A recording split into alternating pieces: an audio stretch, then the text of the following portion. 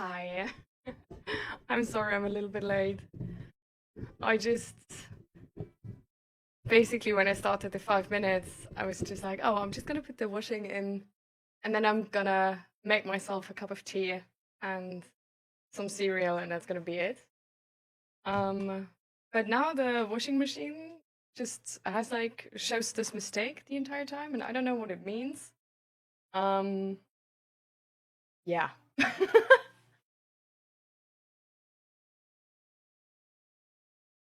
So that's why it sort of took longer than anticipated.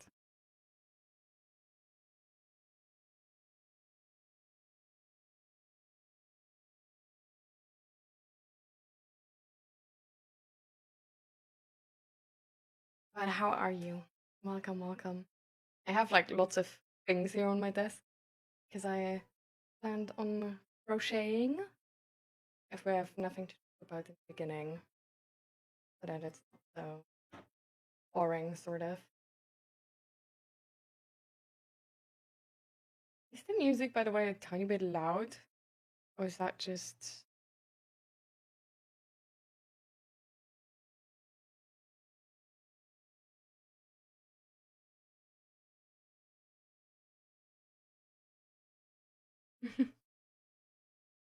I need that positive energy in the health check. That's really good. I'm glad you're here. I'm honestly like, I've done this now like a couple times, and the hardest, like, I really love those streams because they always turn out to have like really nice deep talk, and I really feel like they have like purpose and they do something for somebody, you know? Um, but it's the most annoying part about it is that at the beginning of the streams, I'm always like alone. And then it's like you don't want to like start something else. Because for example, if you game, you like take up space for which would be used for emotions. Like no one wants to like open up if you're like gaming in that moment. And that also entirely makes sense. Like they're not wrong for doing that, right? But it's just sort of leaves you in a space where it's like, what do you do till you have something to talk about? Because just like talking to myself is also not really the vibe, I feel like. But yeah. Maybe a tiny bit too loud?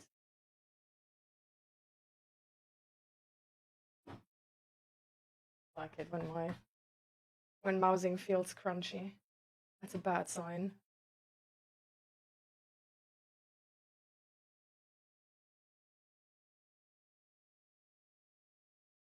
Okay. This should have technically made it a tiny bit wide. Oh, true, true. I would have to leave you for like 2 more minutes if that's okay. Because I got my cereal, but I still have my tea in the kitchen, and I wanted to make myself like a protein shake, and I have it like halfway prepared. I just need to mix it, and then I'm done. Like then I'm like finished, done, and we can sit here for hours. Okay, okay. So I'm back in like I don't know, like 2 minutes or something. I just need to mix the thing.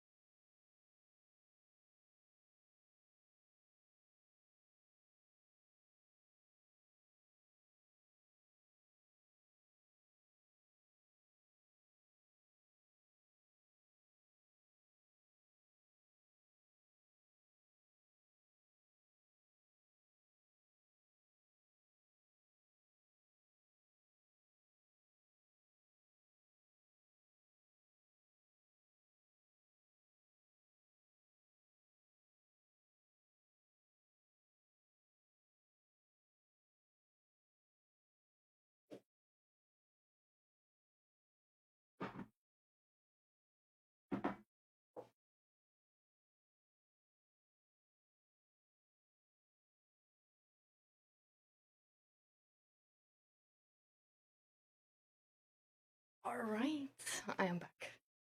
I am back and I have everything. I have my protein shake, I have tea for many cups. Well, probably like 3. 2 glasses of water. I'm like ready. I'm ready for everything. Okay, I just need to put my crochet stuff to the side.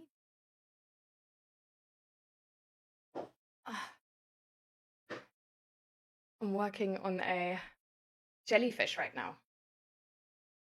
Like,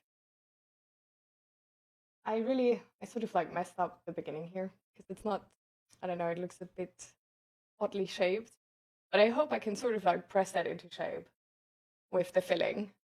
But this is sort of the top part, and now I'm making like so that it's, I don't know, so that I can fill it.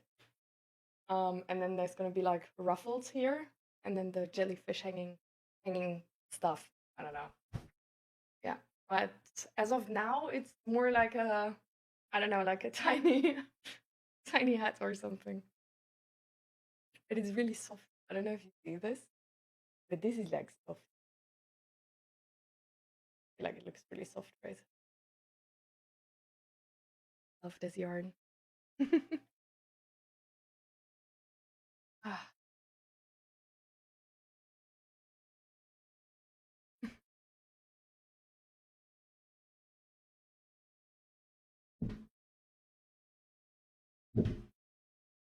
Good.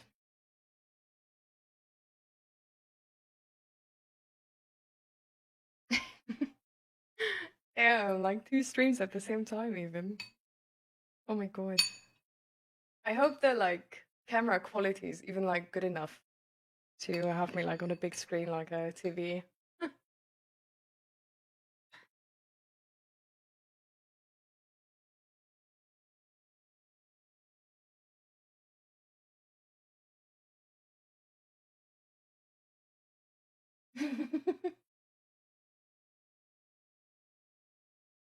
I see.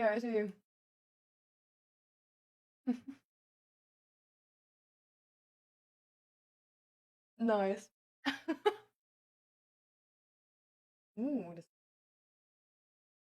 what is the skeleton? What do you call that in English? I feel like kraken is actually also an English word, but I'm not entirely sure. Mm. Nice. Wait, but this is not a jellyfish. It's a kraken, no? I think. Crispy clean. Oh my god, this actually, you know what? Like I'm like, this is happy. Like this is a good picture. I like this. This is way better of a screenshot than my camera usually makes. Because my camera is sometimes like just standing still, right? Like we had these problems like a couple times. And then like the moments they stand still, not good. Really, they don't really look nice. Like they're always really bad. I don't know why. They're never flattering.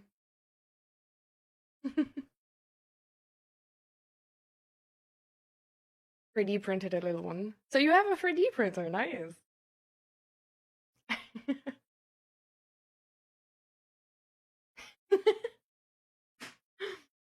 Definitely, just good timing. So, how have you been? We haven't talked for a little while. I just missed my cup. That's fine. Oh, it was a little bit more than enough.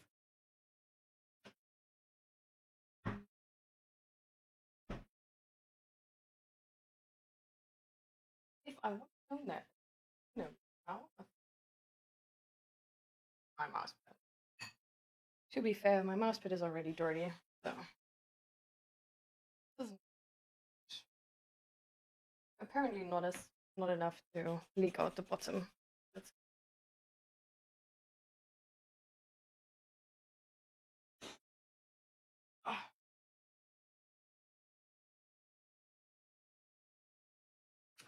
It's alright if you text in German. Is it fine that I answer in English though?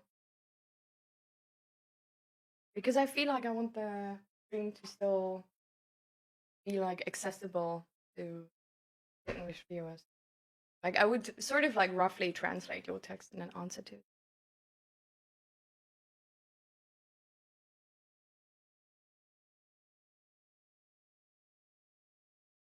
I feel like there's some dust in my cup, but anyways, not gonna be bad.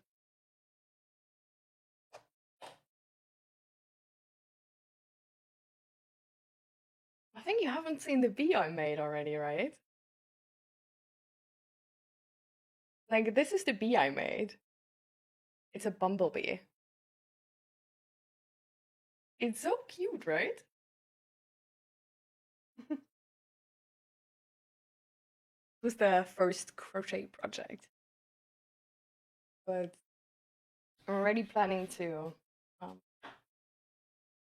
with the things you see here, these are already like pre-cut shelves. I really want to have like a shelf in this space here. Oh, it's really hard to show this. In this space here, where there's like two or just one, like one or two extra planks going up, and then like one at the top to be able to just like stash my yarn in there and just sort of like stack it. Oh, haven't come around. Still need some.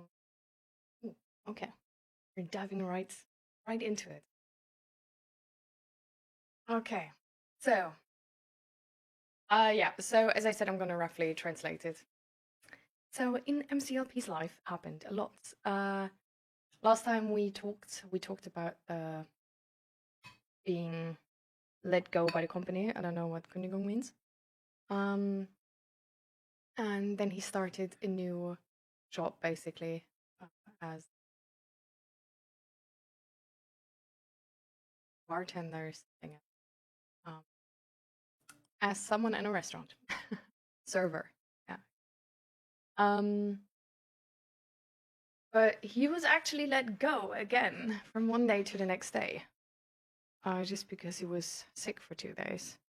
Because he, oh my god, because he had like a skull fracture, I think. And his chef was actually mad that he couldn't work. Crazy.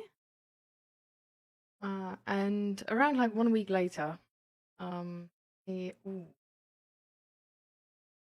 he crashed with his bike on the way to work, and then his arm and foot ankle were hurt, so he couldn't work again.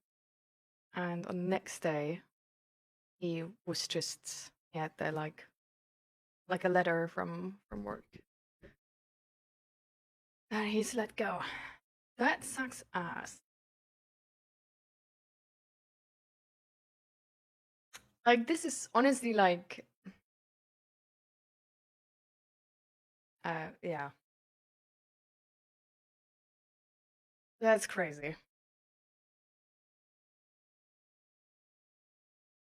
So now, basically, as like emergency solution to have a job, he started at a grocery shop. I don't know what you call it, working in Einzelhandel. Hmm. Ah, okay. So you're trying to work there, but you don't know yet how if they're gonna take you.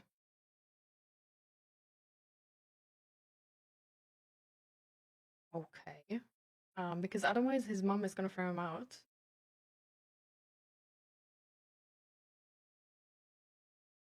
Yeah.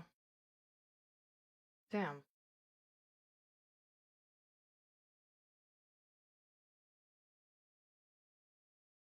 Oh no, no problem. I didn't even notice actually. I just noticed now. But this sucks.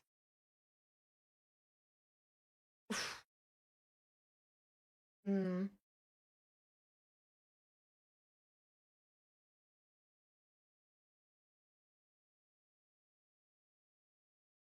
So not only your chef didn't support you, even though you had really good explanations why you've been sick, but also your mom is basically threatening you to throw you out if you don't find any type of like job or anything.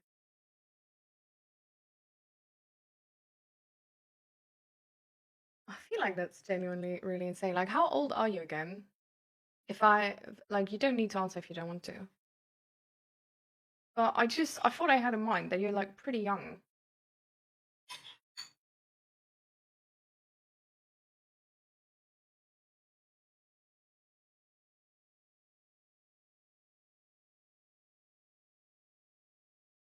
Literally 18, bro. The heck?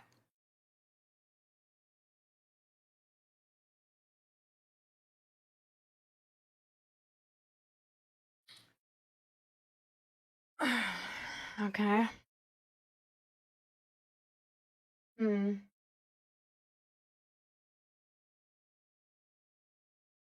Hmm.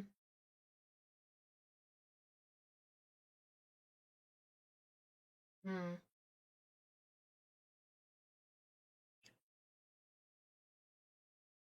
I understand how this can lead to feelings of like worthlessness or like not just not feeling good about yourself.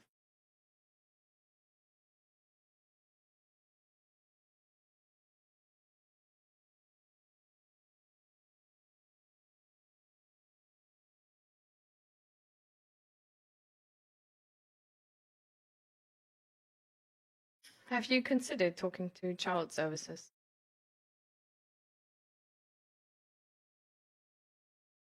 Because you know, like the fear of not having a place to stay, and being thrown out is not something you should live through with 18. Like, I hate to say this, but like with 18, you have no clue how life works. Like, and this is like not on you or anything, you know? But like, you're allowed to have no clue how life works because you've basically like you just finished school and like there's so many parts about life you need to learn, and it just takes time to learn them. And it also takes time to know who you are and what you want in life and what you can do and what you can't do, like what's good for you, what's bad for you, how you can be productive, how you can work efficiently, and how you can't work efficiently. Mm.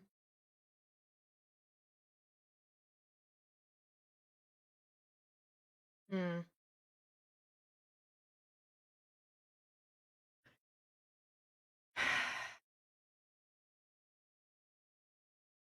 The first thing I want to say is that really sucks ass. Really sorry that you have to go through that and that you sort of live that right now.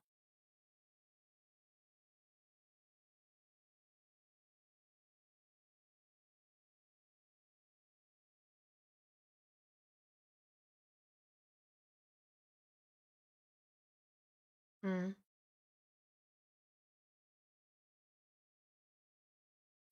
Oh, what did I tell you? Do you still have therapy? Like, is that at least like still in place?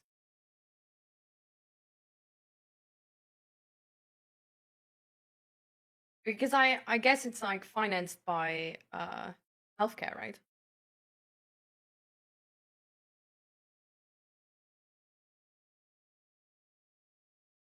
So I hope it's not influenced by you losing those jobs.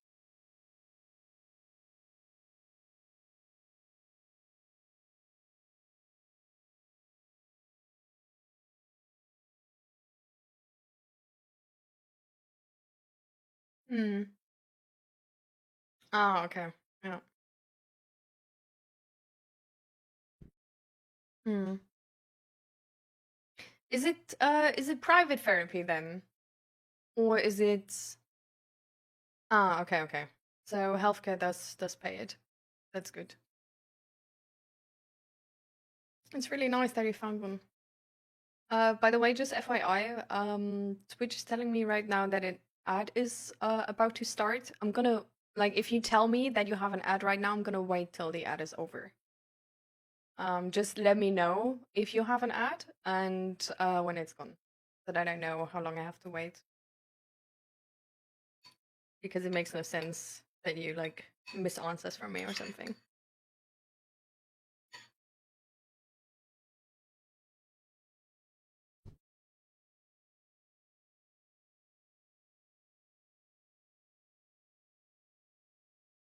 Good.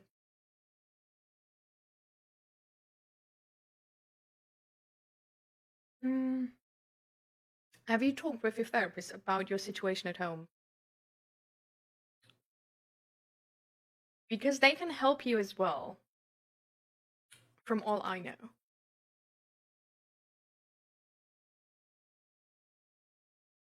Like, they can just help you to navigate all.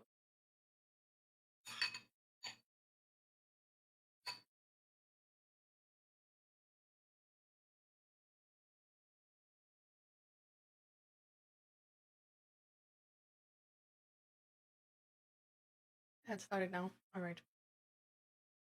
I'm gonna wait.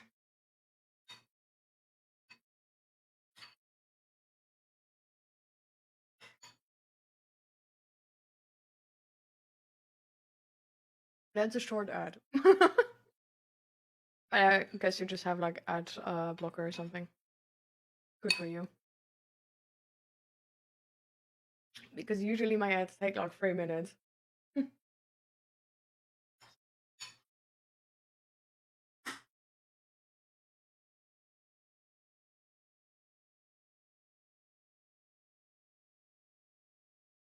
So, did you talk to a therapist about your situation at home?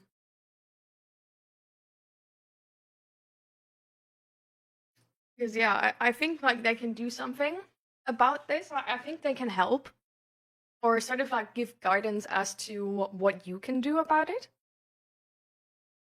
and might be like really good, might be really good help. But I don't know how the system in Germany works about like around that specifically. I just know that,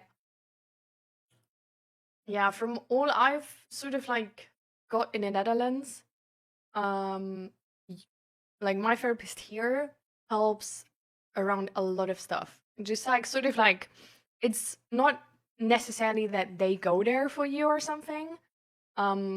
That's not the case, but they like give you the proper numbers, explain you what options there are and stuff like this.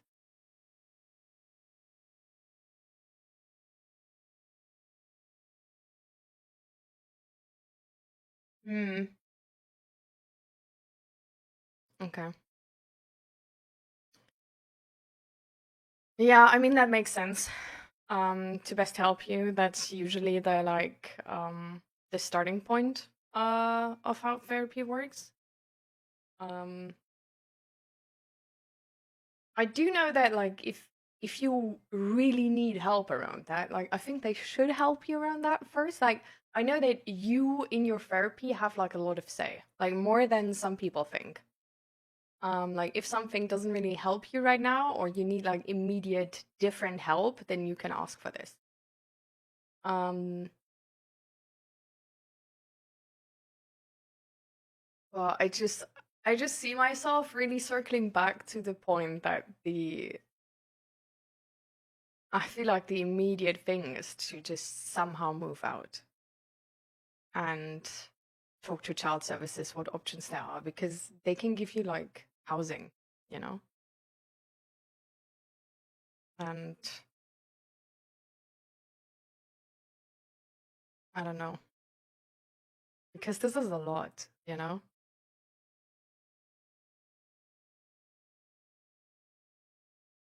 Like you don't need to endure this alone.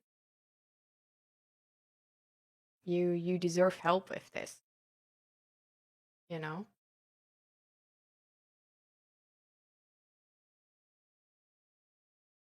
Like there are people in institutions who would want to help you with this because it can be easier. And this is just like a lot has happened. Like, just like losing those jobs sucks already. Hurting yourself like this sucks big time. Because you didn't really like go in depth about like how this sort of like influences you, right? But like just recovering from injuries like that is also a thing which like costs energy and can be like really annoying from time to time, considering the symptoms and all. So this is like, you know, like this is not something to take lightly, I think.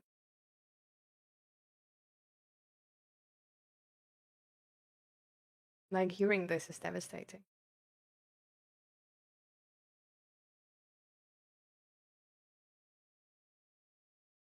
You don't like there's services to give you housing without you having to like having the money for it, because otherwise you could just look for an apartment yourself. You wouldn't need those services. Those services are especially made for like for young people who don't yet have income.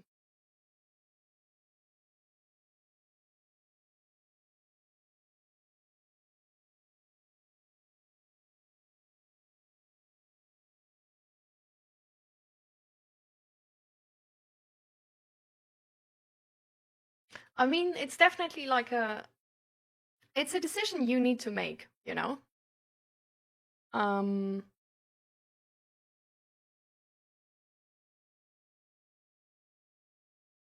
But I personally think there's no like we always see it as like really like honorable to like to do something for others, to be the one who sacrifices themselves. But I think your mom and brother are gonna be fine.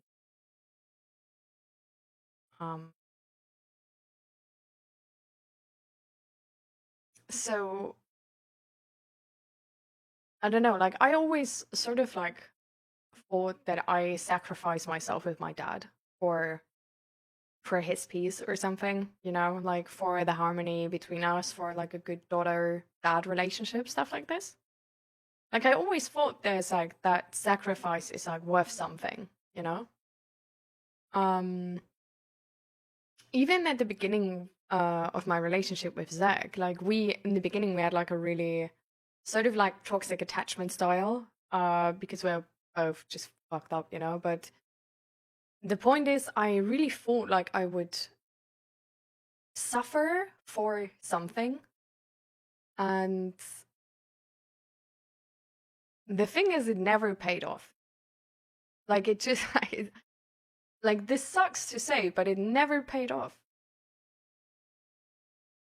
Like I feel like, for example, with Zach, if I would have chosen to like not endure that and actually just like speak up about it, make straight lines, be like, hey, this is not fine. I need you to be able to provide this and that. Otherwise, I leave.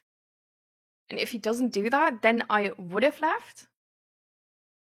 I feel like we could have maybe come back together way earlier. And yeah, I don't know, like maybe we wouldn't. Maybe I would have found another person who's already has these traits, you know? But it's not, it wasn't like investing in something like I thought it would.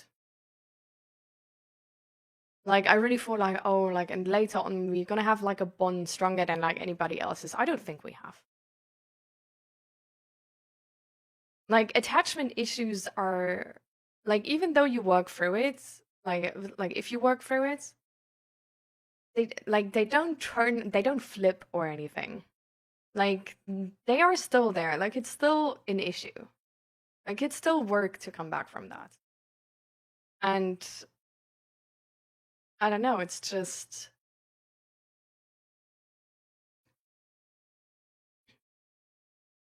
the entire time I really, really hoped that my suffering would invest into something and that at some point it would pay off. But it didn't. it was worse. It was a bad decision.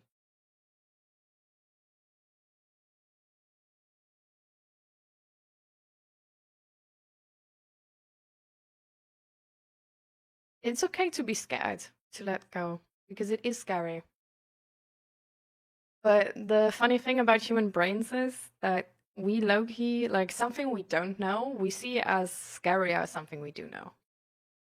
Like it's actually really common behavior to stay in something you know is toxic instead of leaving for the chance of finding something better if there's also a chance that you find something worse.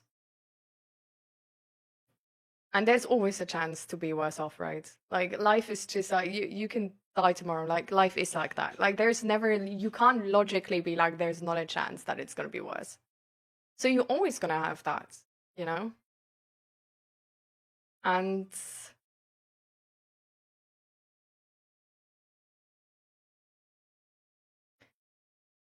I'm wondering what sort of changed for me. Honestly, I feel like low-key my self-love changed.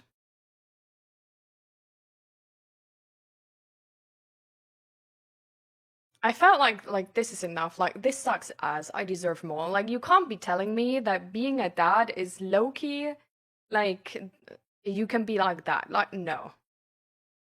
Like I don't know. It was just I think it's ended up to be like so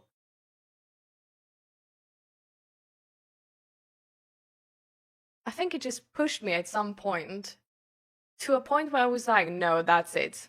I'm done with this.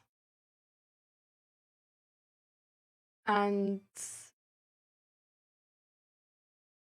I just, I remember I sort of felt so tired of it. I felt so tired of all these repetitions. Because it could be so much better so easily. Because with other people, talking was easy, you know? Like there's people who care about you, and then talking is easy. Like if you make a mistake, they don't assume the worst of you, but they assume the best of you. Like they assume it was a mistake. They don't make like a stupid joke about you. But that, you know, like it's just fine. Like there's people where you drop a plate, you drop a glass, and it's fine. Nobody is screaming. Nobody is like looking at you with eyes of like you're that the stupidest person on this whole planet and I hope you cease to exist right now. There's people where this won't lead to comments for like your entire life after this point. I don't know.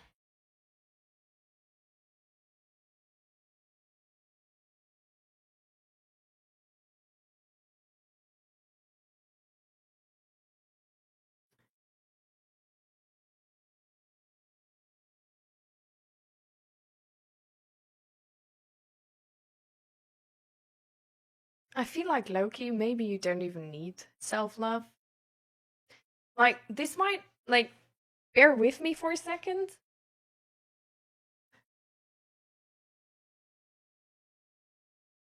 Like I come from a different perspective on this, right? Because I might be autistic. Um but to me self-love was also like always a really weird concept. And people say like, "Oh yeah, you just like tell yourself like these affirmations every morning and stuff like this." This never freaking worked, you know? Like it low-key just felt like lying to myself. Um and I feel like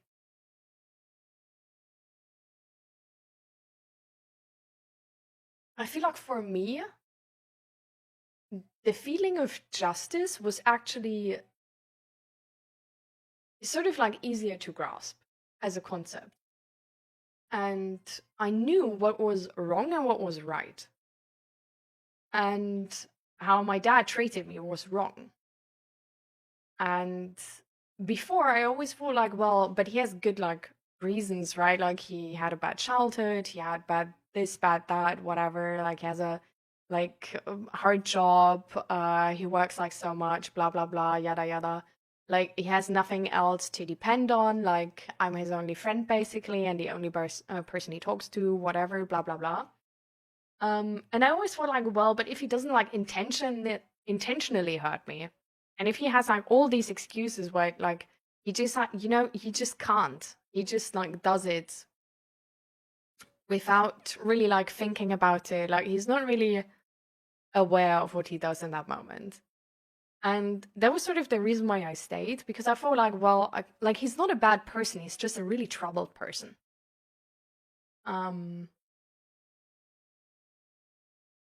But there is a point where I think you either have to choose to go down with the ship or jump off. Because people like my dad, he's an adult. Like he's been on this earth for like many years, right? And he developed these like really toxic coping mechanisms and behavior styles. And they influence his entire life. They make his entire life shitty. Like he doesn't have friends he can like really confide in.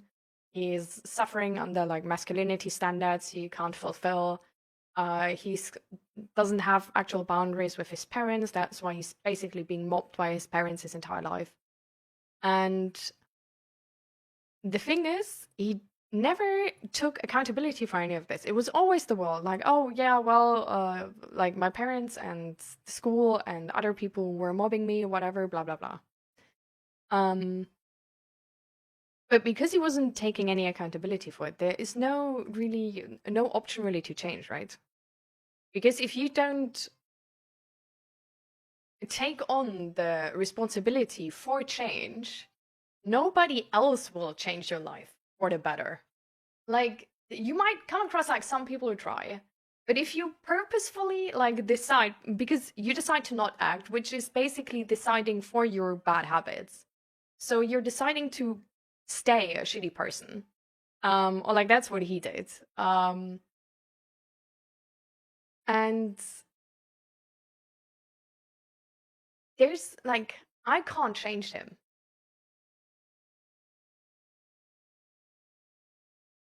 And the more I sacrifice, it's not helping him, because he doesn't use that sacrifice, like he's not even aware of that sacrifice. Like he doesn't use it to get better, because there's no accountability to get better. You know, like there's some people who are depressed who are like very aware of their feelings and who like sometimes act out, but then they also understand how their friends might be like ticked off by this and stuff like this, you know, like they understand what's going on around them, like the reality of the people around them. And there's people who use it as a basically like an excuse, like a get out of jail free pass, to do like any type of shitty behavior, and then just be like, well, but I'm depressed, I can't different. You can. And my dad was definitely one of those people just like who didn't take any accountability. It was like, yeah, he's basically addicted to alcohol, not because of him, but because of others and the shitty world and his shitty life and whatever.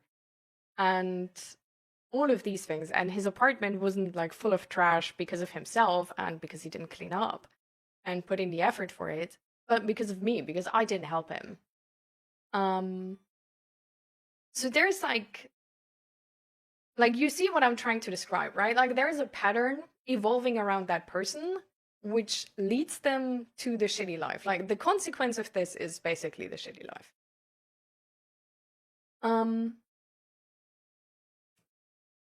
And you can't change someone who doesn't want to be changed. And the point is that most of those people don't want to change, but either don't have the strength, or are scared of it, or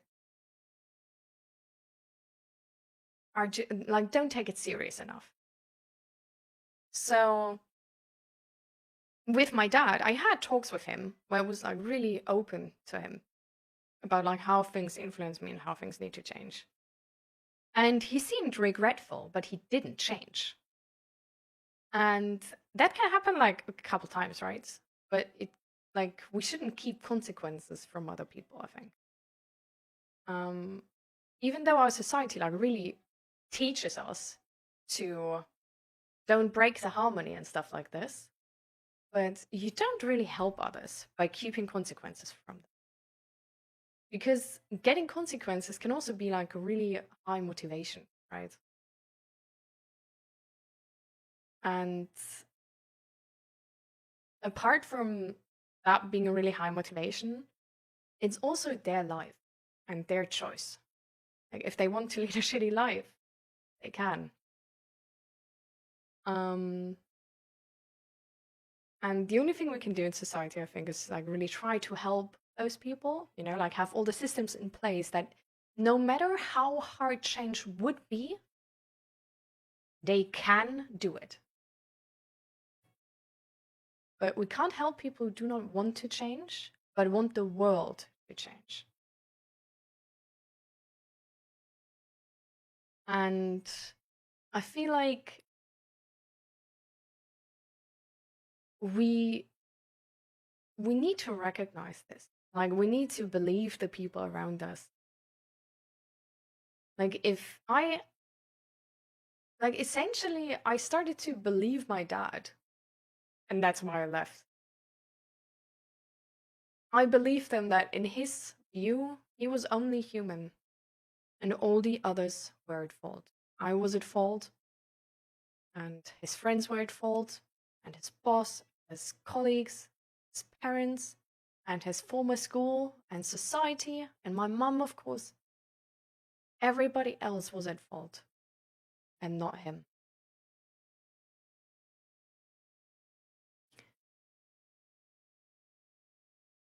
And that's why I left. Because he doesn't see me as help.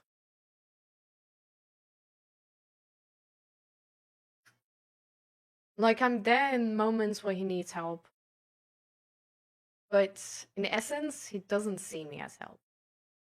And that also really showed once when we broke off contact, like a year or 2 years later, I left him the option to contact me on Instagram. And at the beginning, he seemed really respectful. And then on one day, he absolutely spam messaged me with basically how shitty of a daughter I am. And how dare I? And what about my grandma and my granddad? And like they're in the age of like dying, and how can I ignore them? The funny thing is I didn't even broke off contact to them.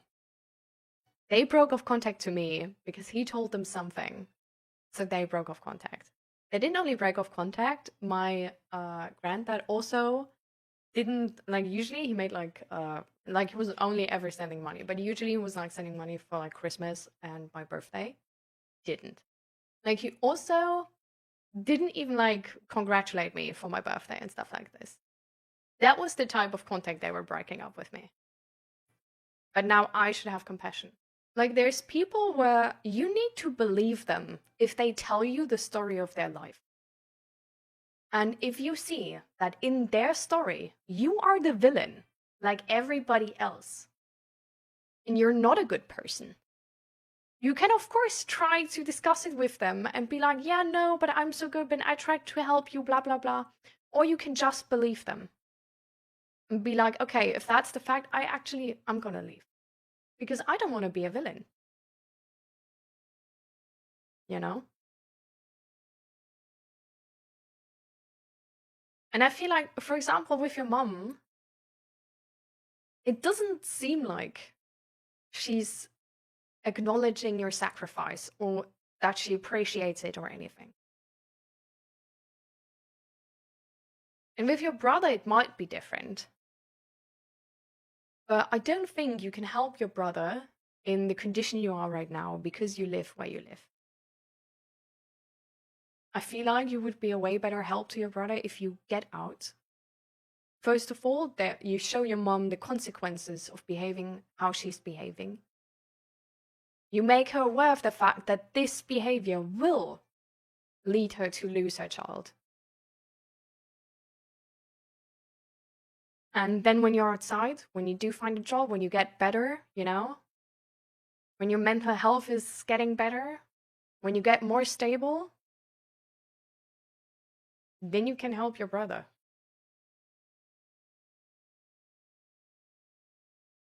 You know? Just by living that better life, you can actually help him already. Because then he's going to see, okay, there's actually something different. Like, actually, like a person with my background can live a better life. Like, there's options, actually. You know? And I hope on this.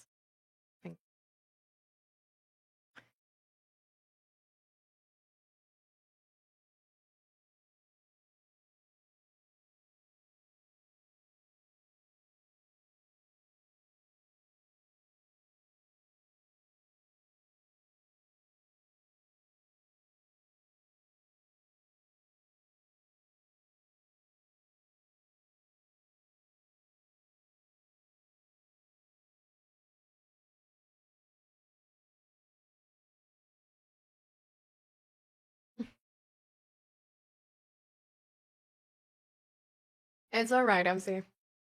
We're probably gonna be live for most of the day, so for a couple more hours. So I don't know how long your appointment is, but there might be a chance afterwards. But I think the most important thing is basically told. And the funny thing is the thing you pointed out with like, oh, like people who were mobbed are gonna turn to mobbers themselves. It's not always true. It's not true if you're aware of feelings. Because the funny thing is, like, I don't hate my dad.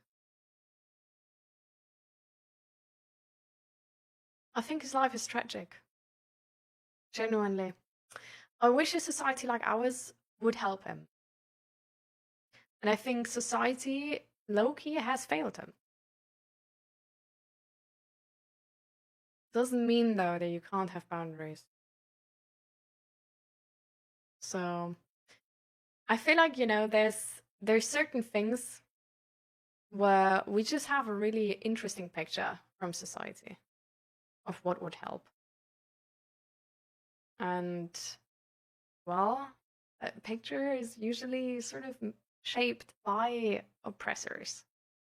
And this is not like, you know, like I don't want to be like, oh, everything is like a, I don't know, like there's lizard men among us or anything, but like we need to recognize where these patterns come from, we learn, and from who they come from. And I feel like that's why it's so important to leave toxic situations. Because they don't make you stronger. You know? Like we have this visionary, like, oh, and if anything which doesn't kill you makes you stronger. No, it doesn't. I'm like, I have these streams and I can talk about a lot of stuff, but I'm not mentally more healthy than a person who didn't go through so much shit. So, like, we need to acknowledge that pain stays to some extent, and you learn to live a good life with it.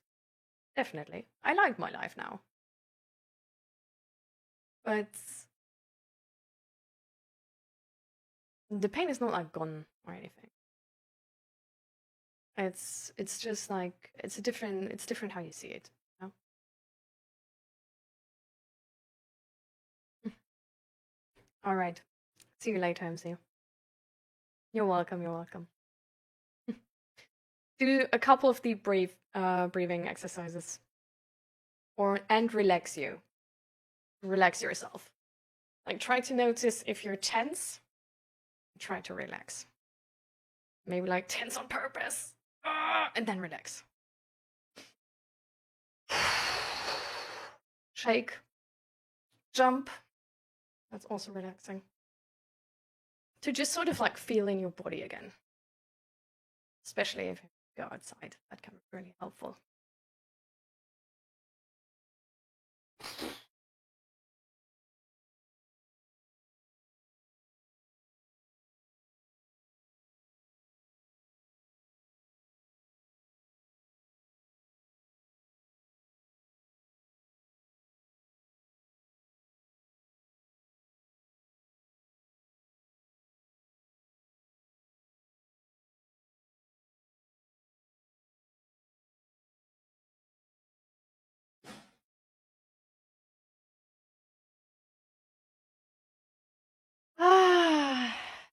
That was already a tough talk.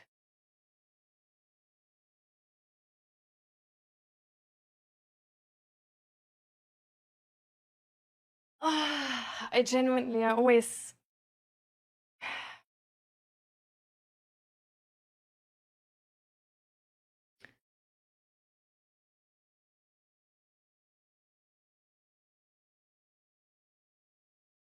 I feel like the hardest conversations are always the ones where you talk to someone and you notice how it's about their childhood and their parents, and how they are still in that toxic environment.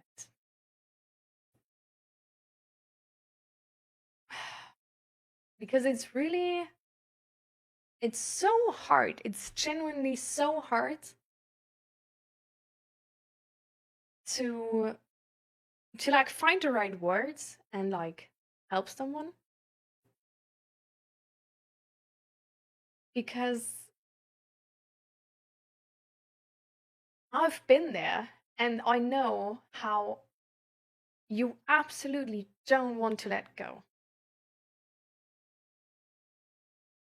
How your loyalty to your parents is so huge that you would definitely rather sacrifice yourself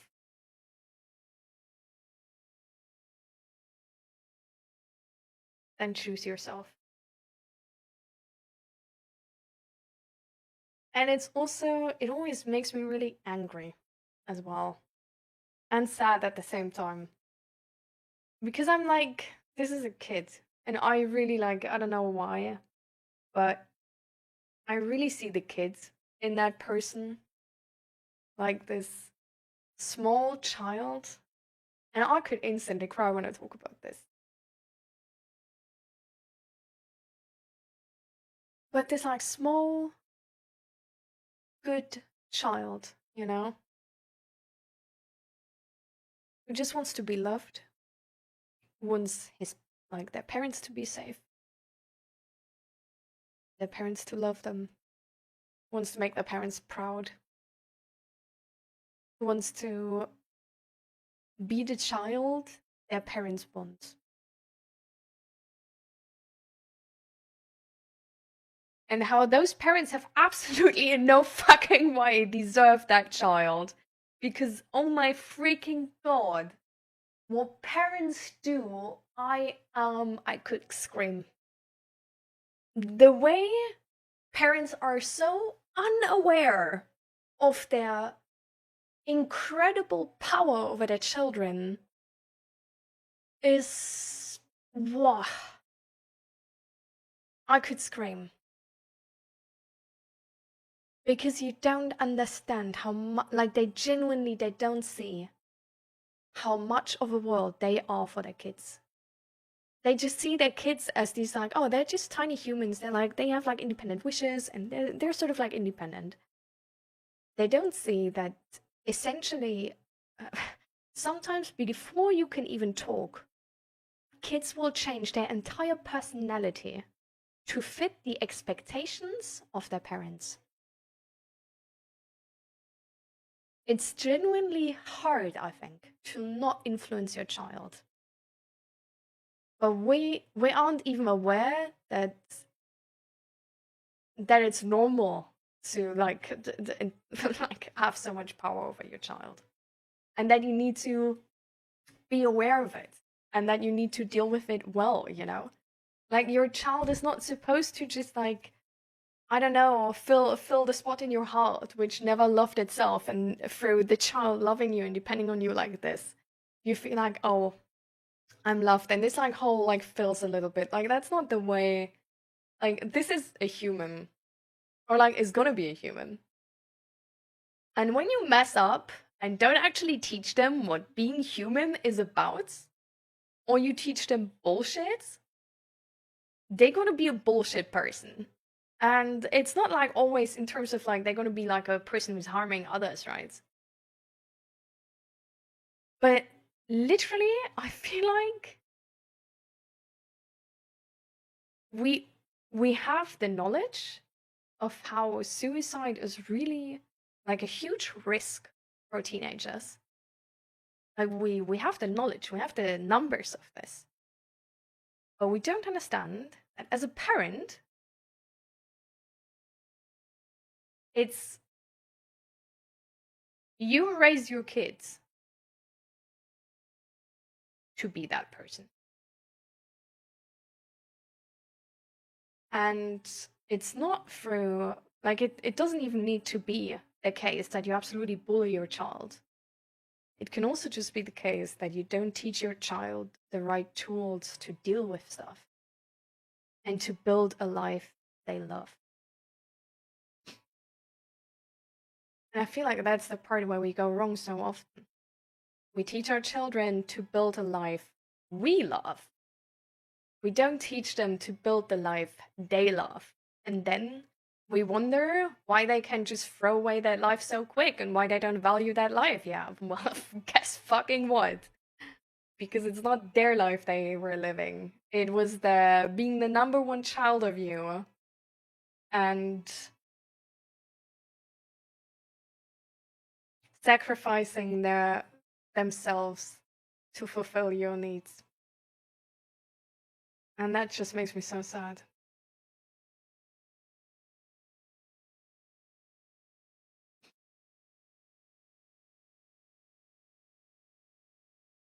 Because the really annoying fucking thing is,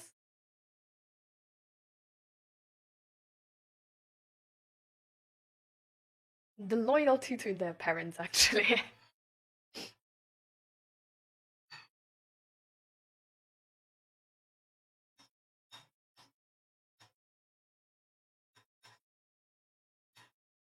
As a kid, I sometimes dreamed about that someone else would adopt me.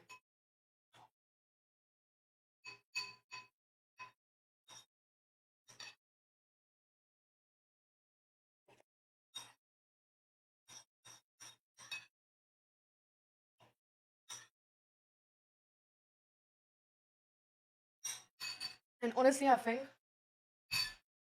like, there's many people who see autism like as a weakness, right? Like a disorder you have.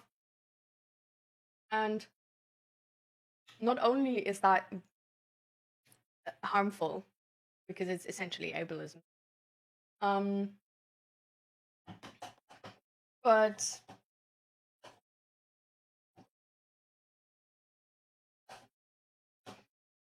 I'm like, genuinely, I don't think I would have this type of understanding of mental health if I weren't neurodivergent like this. I don't think I would have.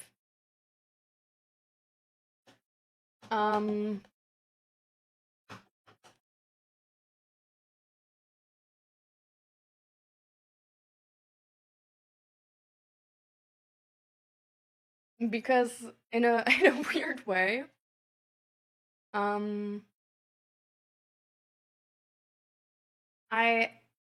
always felt like I'm a lovable person, like I'm a good person, but I felt like others just misunderstand me. And low-key, I think this was a hidden superpower.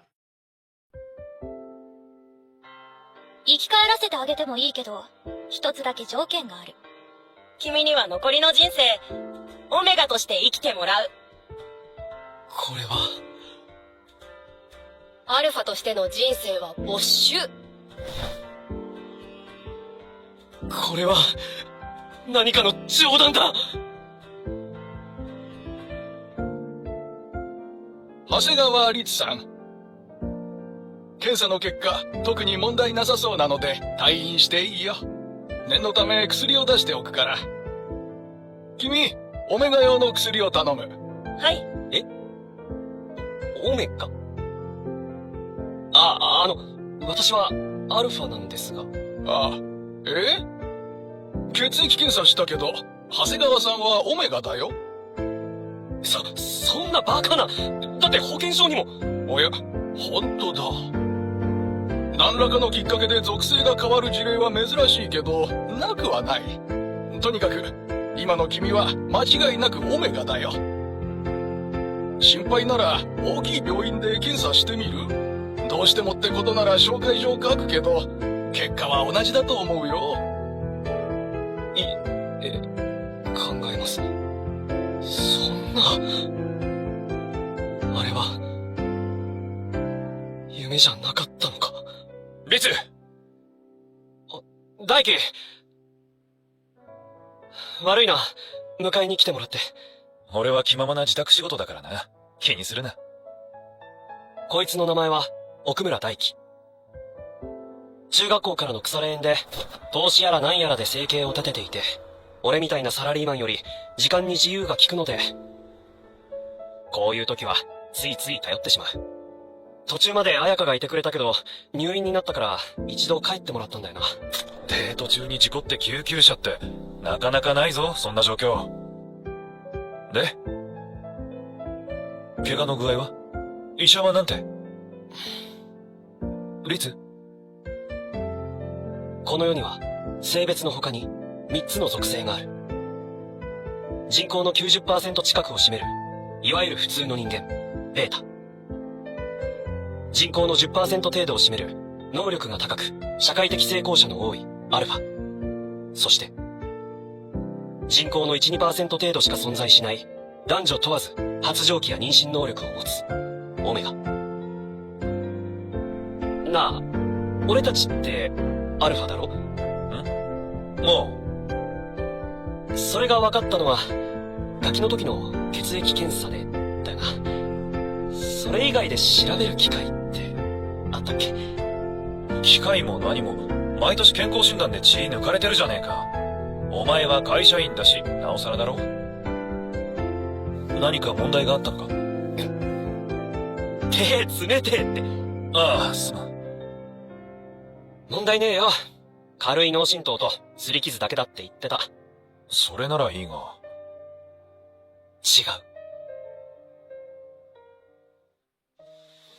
あの日、俺は。いつ、そんな、こんなに違う。確かに、死んでいた。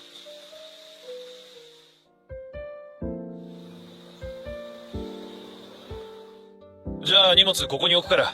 うん、サンキュー。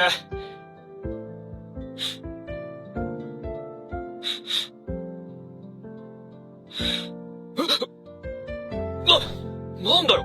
お前、香水変えた？いつもと匂いが違う気が。変えてねえよ。病院帰りだからだろ。そうか？そうだよ。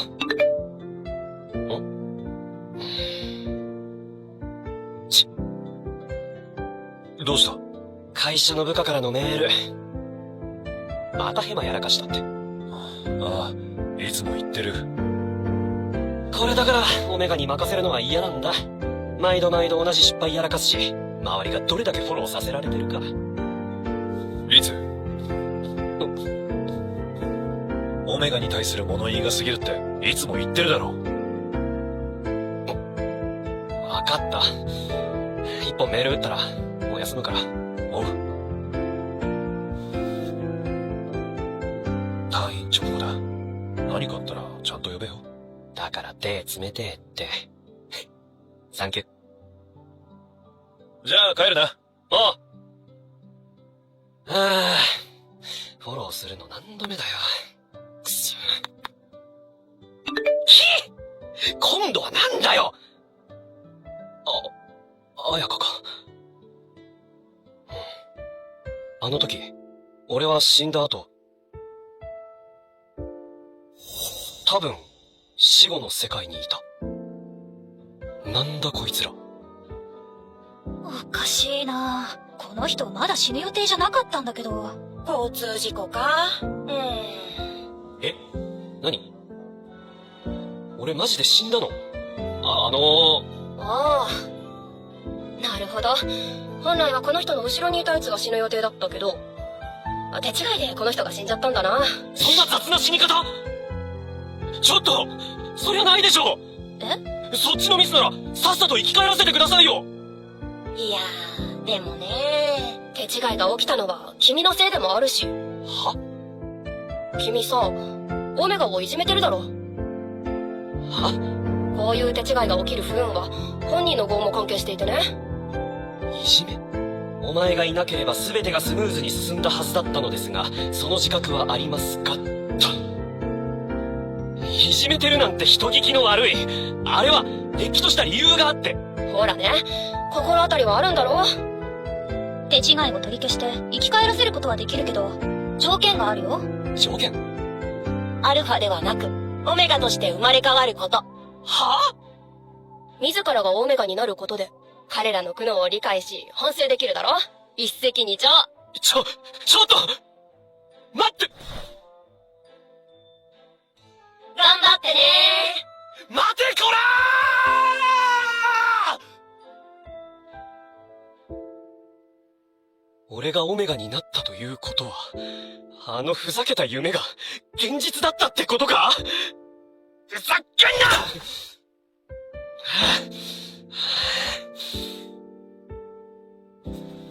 オメガなんて冗談じゃねえ。山本、お前さ、申し訳ありません。自宅から取引先直行の日に書類持ったまま欠勤とかありえねえだろ。またやってるよ。すいません。薬を変えたらその時期がいきなり来てしまって。ああ、発情期ね。俺はオメガが大嫌いだ。せめて電話の一本くらい入れろよ。社会人として当たり前のことだろ。薬の副作用で倒れてしまって、本当に申し訳ありません。しょっちゅう体調不良を起こしては、信じられないくらい仕事に穴を開けるお荷物なのに。法律で守られていて、クビにもできない。とにかく、会社がお前を雇っている以上、仕事に参加させなきゃならないんだ。誰でもできるような簡単な仕事だけでも、ちゃんとこなしてくれよ。すみません。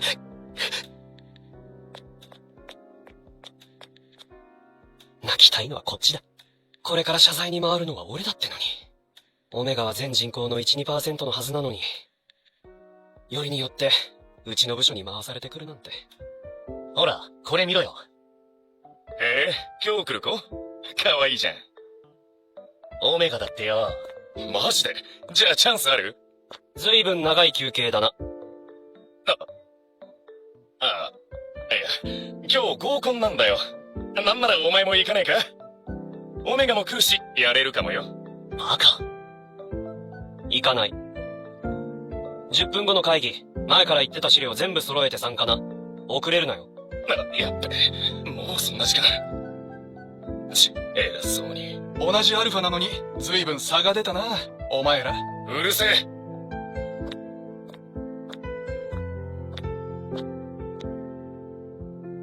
俺の両親は、父がベータ、母がオメガだった。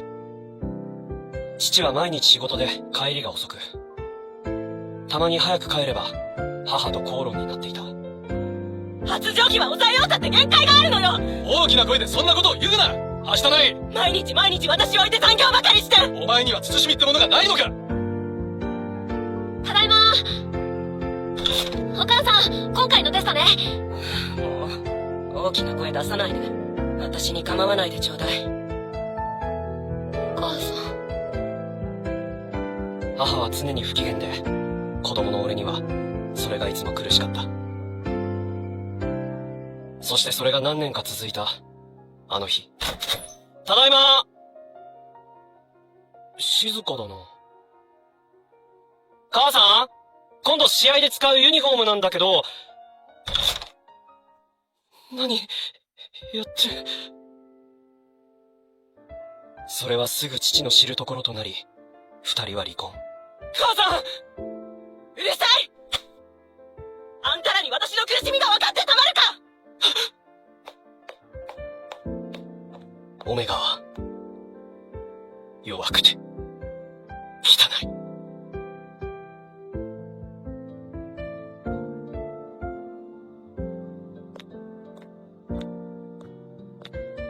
前と特に体が変わったようには感じないな。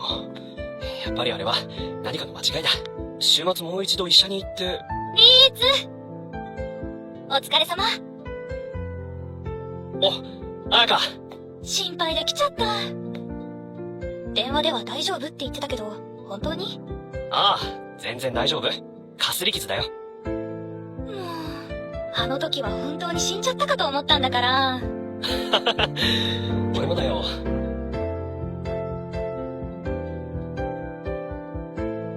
夕飯、まだでしょ？作るから一緒に食べようよ。おう、サンキュー。あれ？これ書類？こんなところに置いてたら調理中に濡れちゃうから。ああ、ごめん。ここ数日バタバタしてたから。あやか。何これ。リツ、あんたオメガなの？オメガのくせにアルファだって嘘ついてたわけ？ああ、神様。なんで俺がこんな目に。オメガに落ちたアルファ様。こんな夜中に急に呼び出したと思ったら、彼女に振られたって。あんまり突然じゃねえか。ああ、まったくだ。原因は何だ？知らねえ。何本開けたんだ、お前は。本当に全く心当たりがないのか？オメガのくせにアルファだって嘘ついてたわけ？ふざけないでよ！私今年30なのに結婚するつもりだったのよ！こんな嘘、あんまりじゃない！俺だって結婚は考えていたさ。これは何かの手違いで。これ、病院の診断書でしょ？手違いも何もあるわけないじゃない！そうかもしれないけど。でも、俺は俺だろ？今までのお前とのことは嘘じゃない。でもオメガじゃない。私はベータ。両親もベータ。凡人。その他大勢よ。だからあなたと一緒になりたかったの。ずっとあなたに憧れてた。アルファのあなたにね。彩香。私の人生にオメガはいらない。さよなら。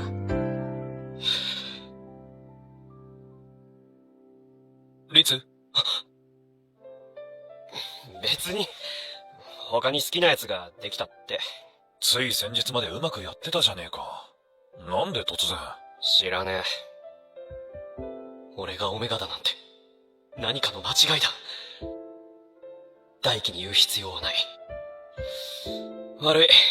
水飲んで落ち着くよ。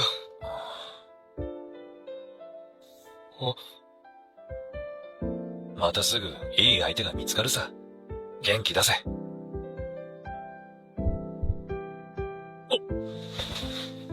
リツ。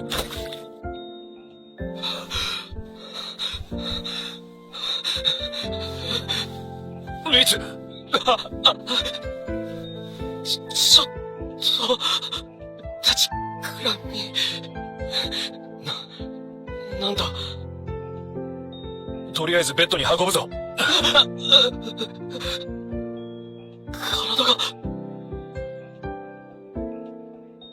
体が熱い。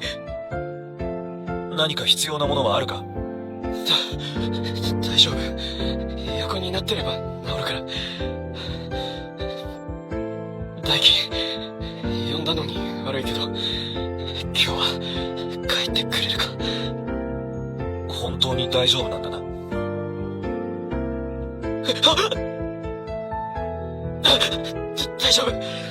大丈夫だから。早く出て行ってくれ。何かあったらまた呼べよ。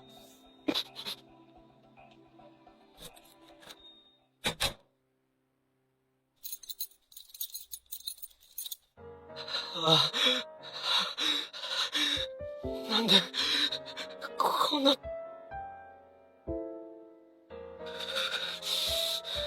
うして急に。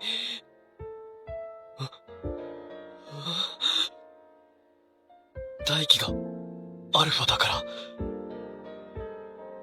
そんな。俺は、親友相手に何を。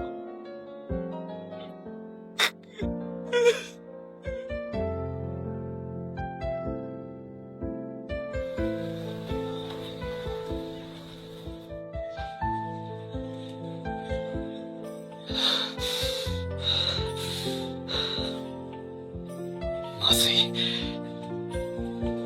薬を飲んだのに体のほてりが収まらない。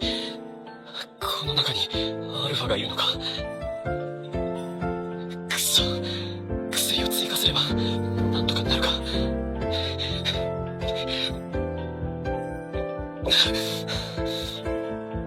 あの日から3日経ったが、むしろ症状がひどくなってる。オメガの発情期は1週間程度のはず。オメガは生理休暇が認められてるが、オメガとバラせない以上、簡単に休みを取るわけにはいかない。震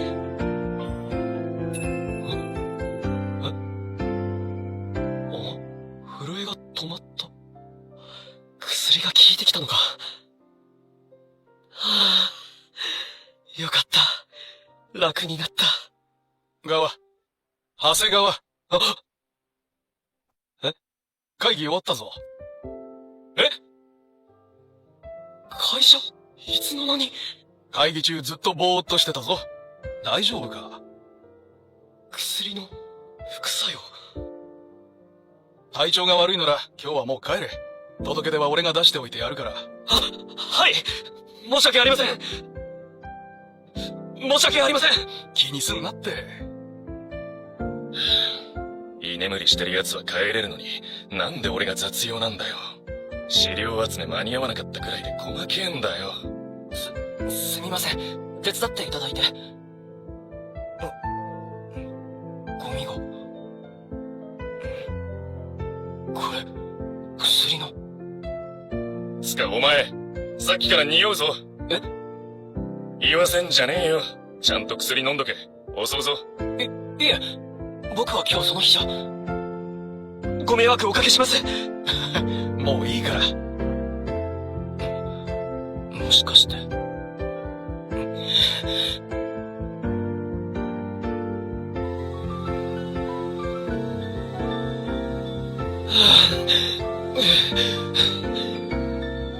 くっそ、こんなのが毎月かよ。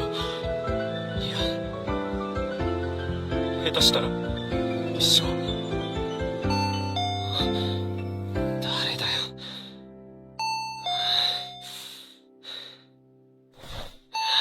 もう。はい。俺だ。近くまで来たから寄ってみた。大輝。今大輝と会ったらまずい。悪い。まだ体調悪くて、今日は遠慮してくれ。まだ悪いのか？大丈夫かよ？頼む。から。ドア越しでも、大輝のアルファの気配を感じる。欲しい。ダメだ。欲しい。苦しい。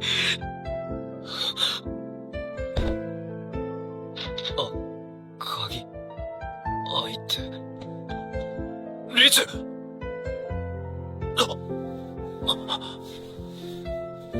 お前、一体。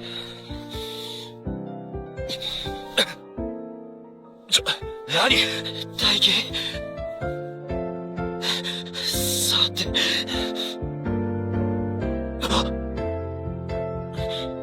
この匂い。リツ。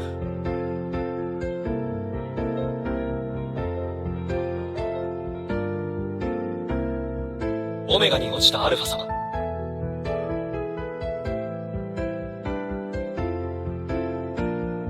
リツとの出会いは中学校1年の時だった。転校生の奥村大輝くんです。よろしくお願いします。よろしく。転校生か。その時からリツはひときわ目立つ存在だった。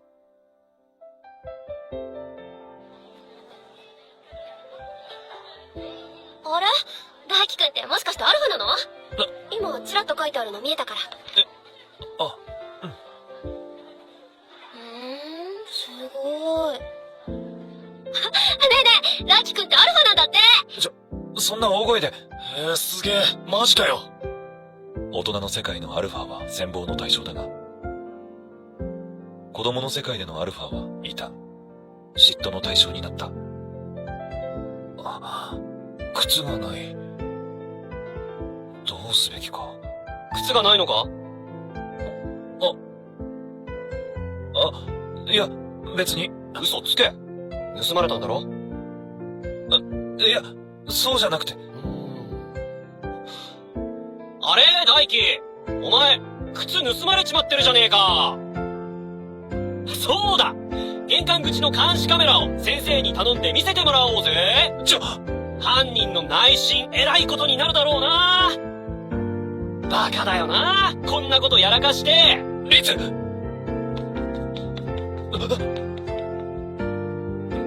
何？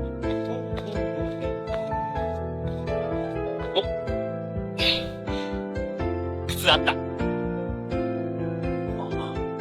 なんで？犯人は必ず現場に戻るって話知ってる？うん。俺もアルファなんだ。同じアルファ同士、仲良くしようぜ。お前手冷たいな。そう。それからはずっと二人でつるんでいた。リツは強くて。待て！大輝に何してんだ！優しくて。ここは俺に任せろよ。おい、リツ、寝るなよ。好きになるまで時間はかからなかった。でも。紹介するわ。俺の彼女。明美です。いつもリツから聞いてます。ああ。よろしく。リツに紹介されるのはいつも女性で、諦めて随分経つはずだったのに。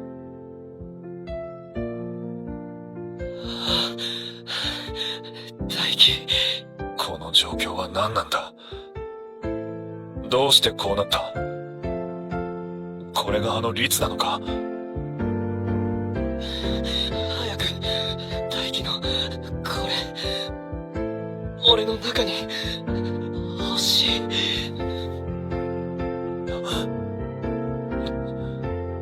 早く。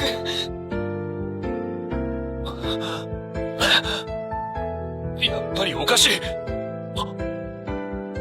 この薬は。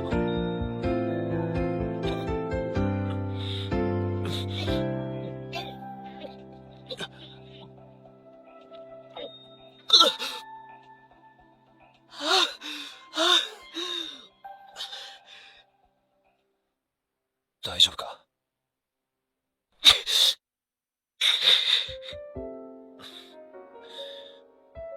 で、どういうことだ？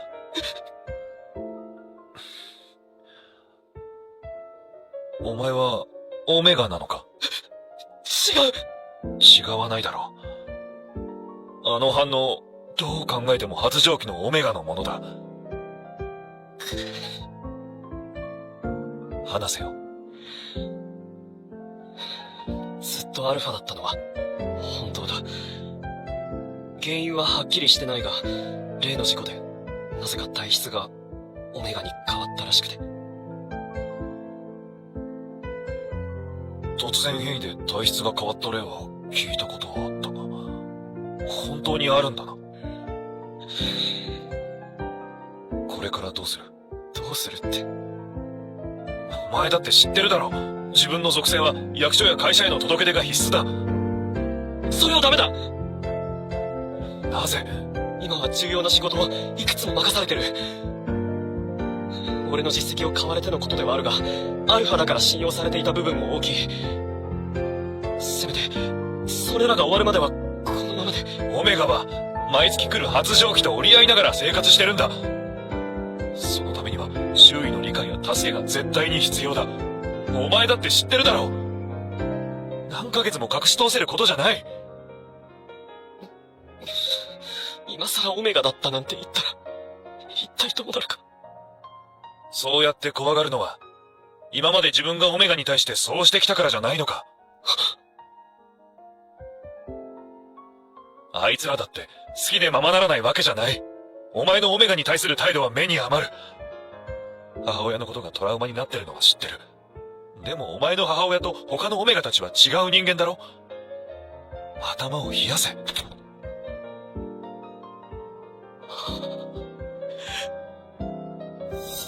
薬休憩も生理休暇も取らせてやってるのに、これ以上何をすれば、お前らはちゃんと仕事をしてくれるんだよ。申し訳ありません。初夏のオメガ、取引先の社長と寝たらしいぞ。社長既婚者だろ。理性ってもんがねえのかよ。所詮はオメガ、動物と一緒だな。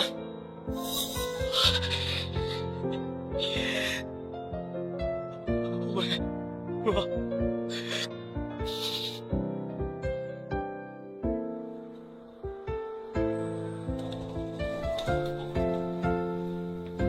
頭を冷やせか。俺が言えた立場かよ。リツ。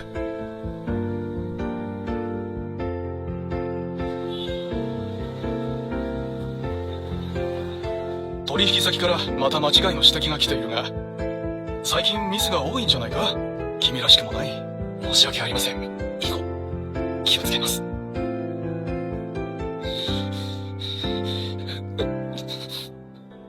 ダメだ。薬が合わないのか。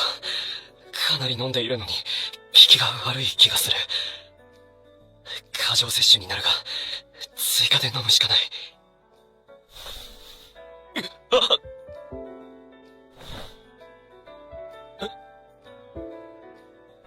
大丈夫ですか？山本。問題ない。体調が悪いんですか？ほっといてくれ。顔色が優れませんよ。足元もふらついてますし、医務室に行かれた方がいいです。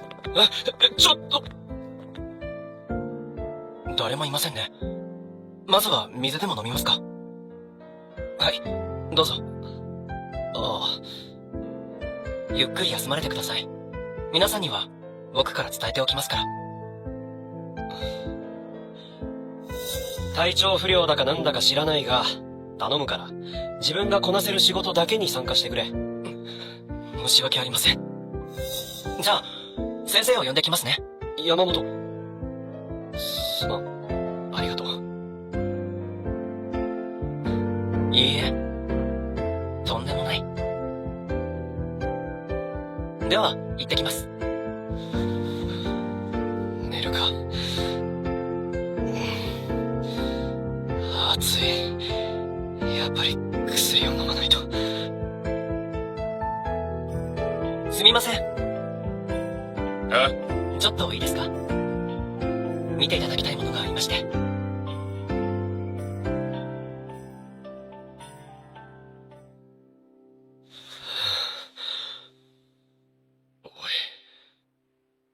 大輝。おい、ちゃんと鍵閉めとけよ。わかってますよ。ごゆっくり。マジでこれがあいつかよ。同期なのにいっつも偉そうにしてくれたよな。さあ見やがれ。お望み通り入れてやる。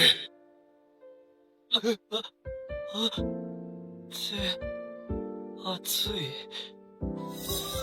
何か問題があったのか？手冷てえって。退院直後だ。何かあったらちゃんと呼べよ。だから手冷てえって。サンキュー。違う。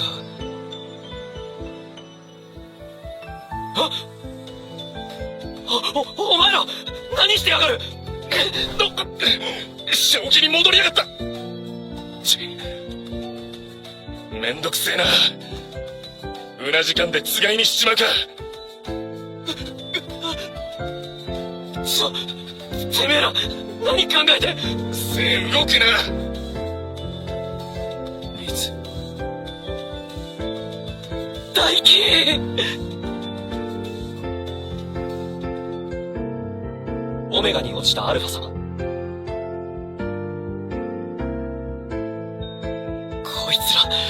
こまで後先考えない奴だったか。違う。オメガの匂いで頭がおかしくなってるんだ。これが発情期のオメガを前にしたアルファ。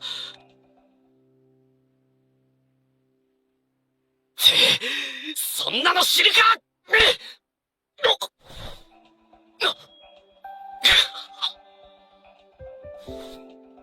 早く逃げなきゃ。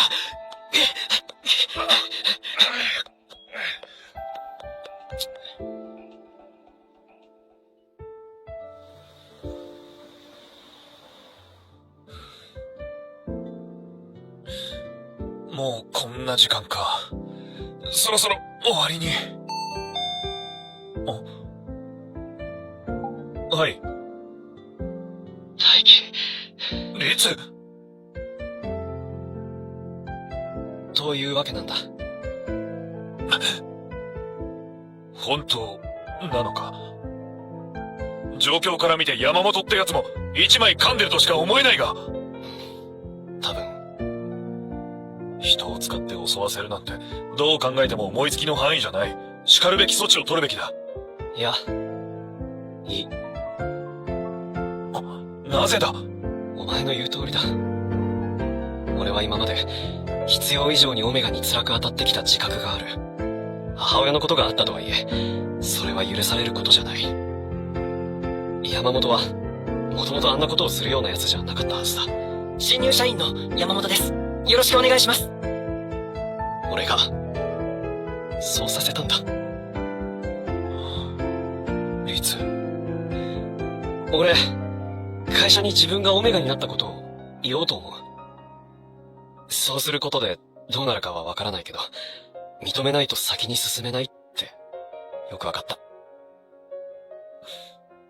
そうか。まあ、すげえ怖いけど、今まで会社を欺いてたことになるんだもんな。左遷か、失業かな。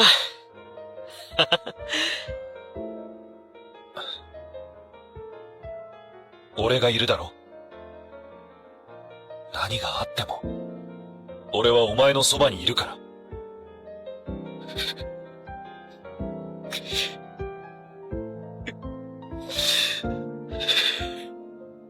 俺は、大バカ者だ。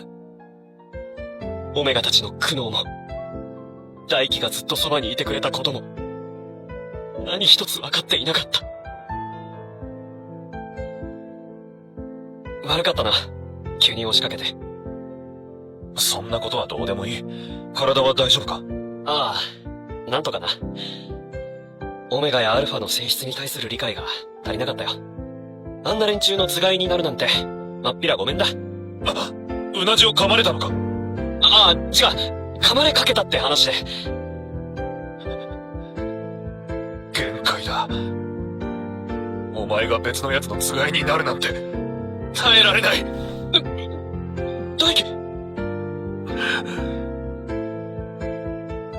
好きだ。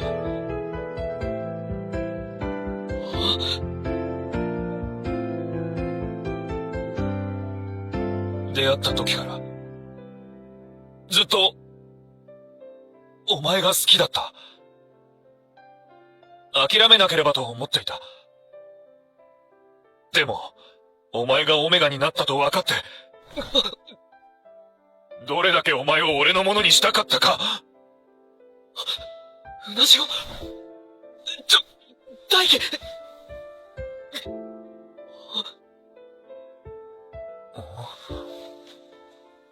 俺を襲ってきた奴ら、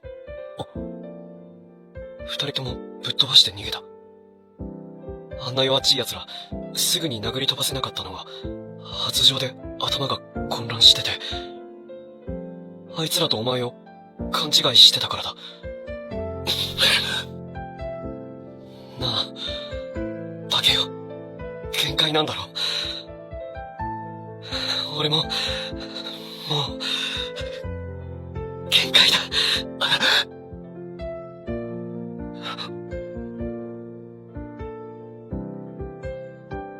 10年以上ずっと耐えてきたんだ。リツ。冷たい大気の手。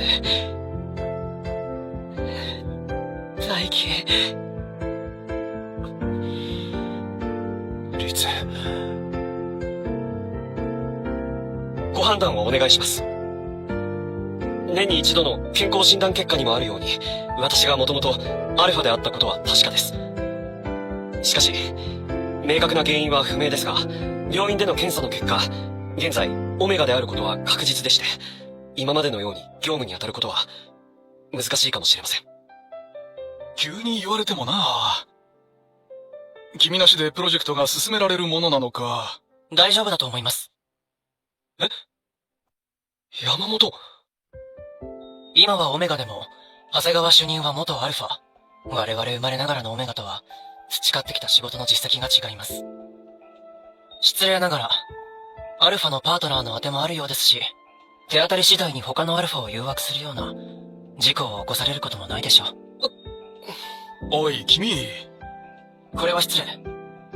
僭越ながら、私が主任の隊長のことは、サポートさせていただければと思います。その方が、会社のためにも、ご本人のためにも、ベストかと思います。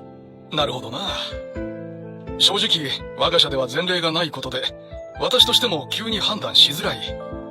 いきなり君の代わりを見つけろと言われても困ってしまうしな。しばらく今までの通りやってみてはどうだ。はい、ありがとうございます。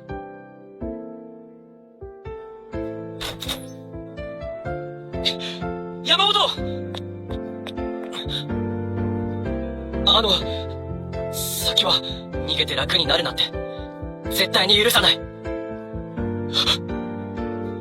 自分が僕にしてきたことを忘れたわけじゃないでしょ。発情期は一生続く。それにオメガは生きている限りずっと悩まされ続けるんだ。僕たちオメガがどれだけ苦しんでいるか思い知るといい。僕はあの時のことは絶対に謝らない。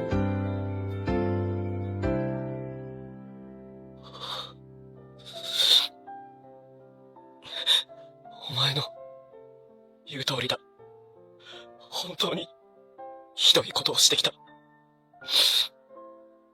今までのこと、本当に申し訳なかった。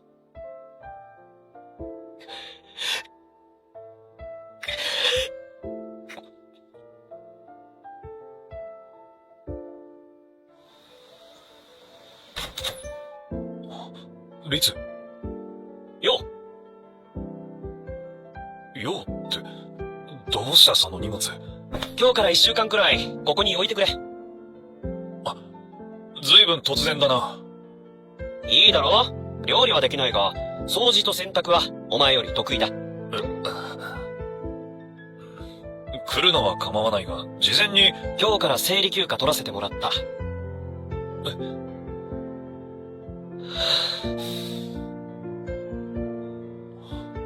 そうか。毎日お前を呼び出すのも悪いし、だったらいっそ来ちまった方がいいかな、とか。何か必要なものは全部持ってきた。大丈夫。今からするか？まだ大丈夫。そうか。辛くなったらちゃんと言えよ。大輝。母のこと。子供の俺にはどうすることもできなかったかもしれないけど、父や俺がお前みたいにもっとオメガ生を理解しようとする人間だったら、あんなことにはならなかったのかもしれないな。この先、完全に母を許せるかどうかはわからないけど、どこかで救われていればいいと思う。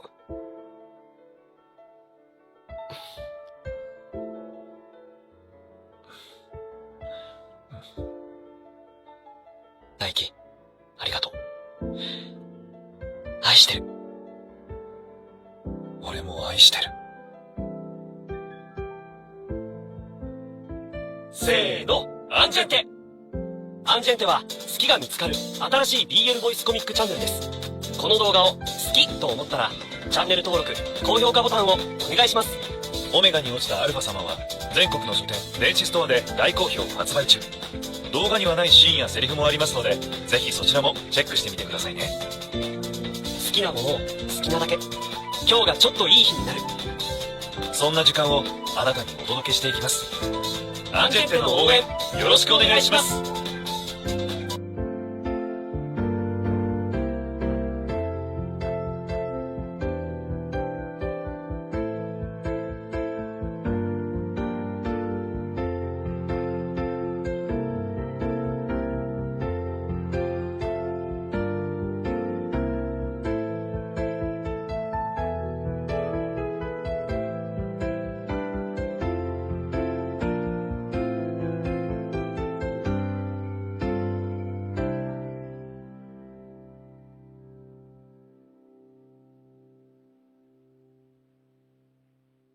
Because when others were like mean to me, or my parents didn't understand me and were mean to me, I just thought, like, they're so stupid, they don't even see the real me. And that was painful, right? To feel like they don't see me for me. Like, they don't even see how good I am. Or, like, how great of a kid I am or anything. But at least it's put me in a place where I thought I was a great kid. And they just don't see it. So I feel like low-key this might have been like a hidden superpower of mine back then.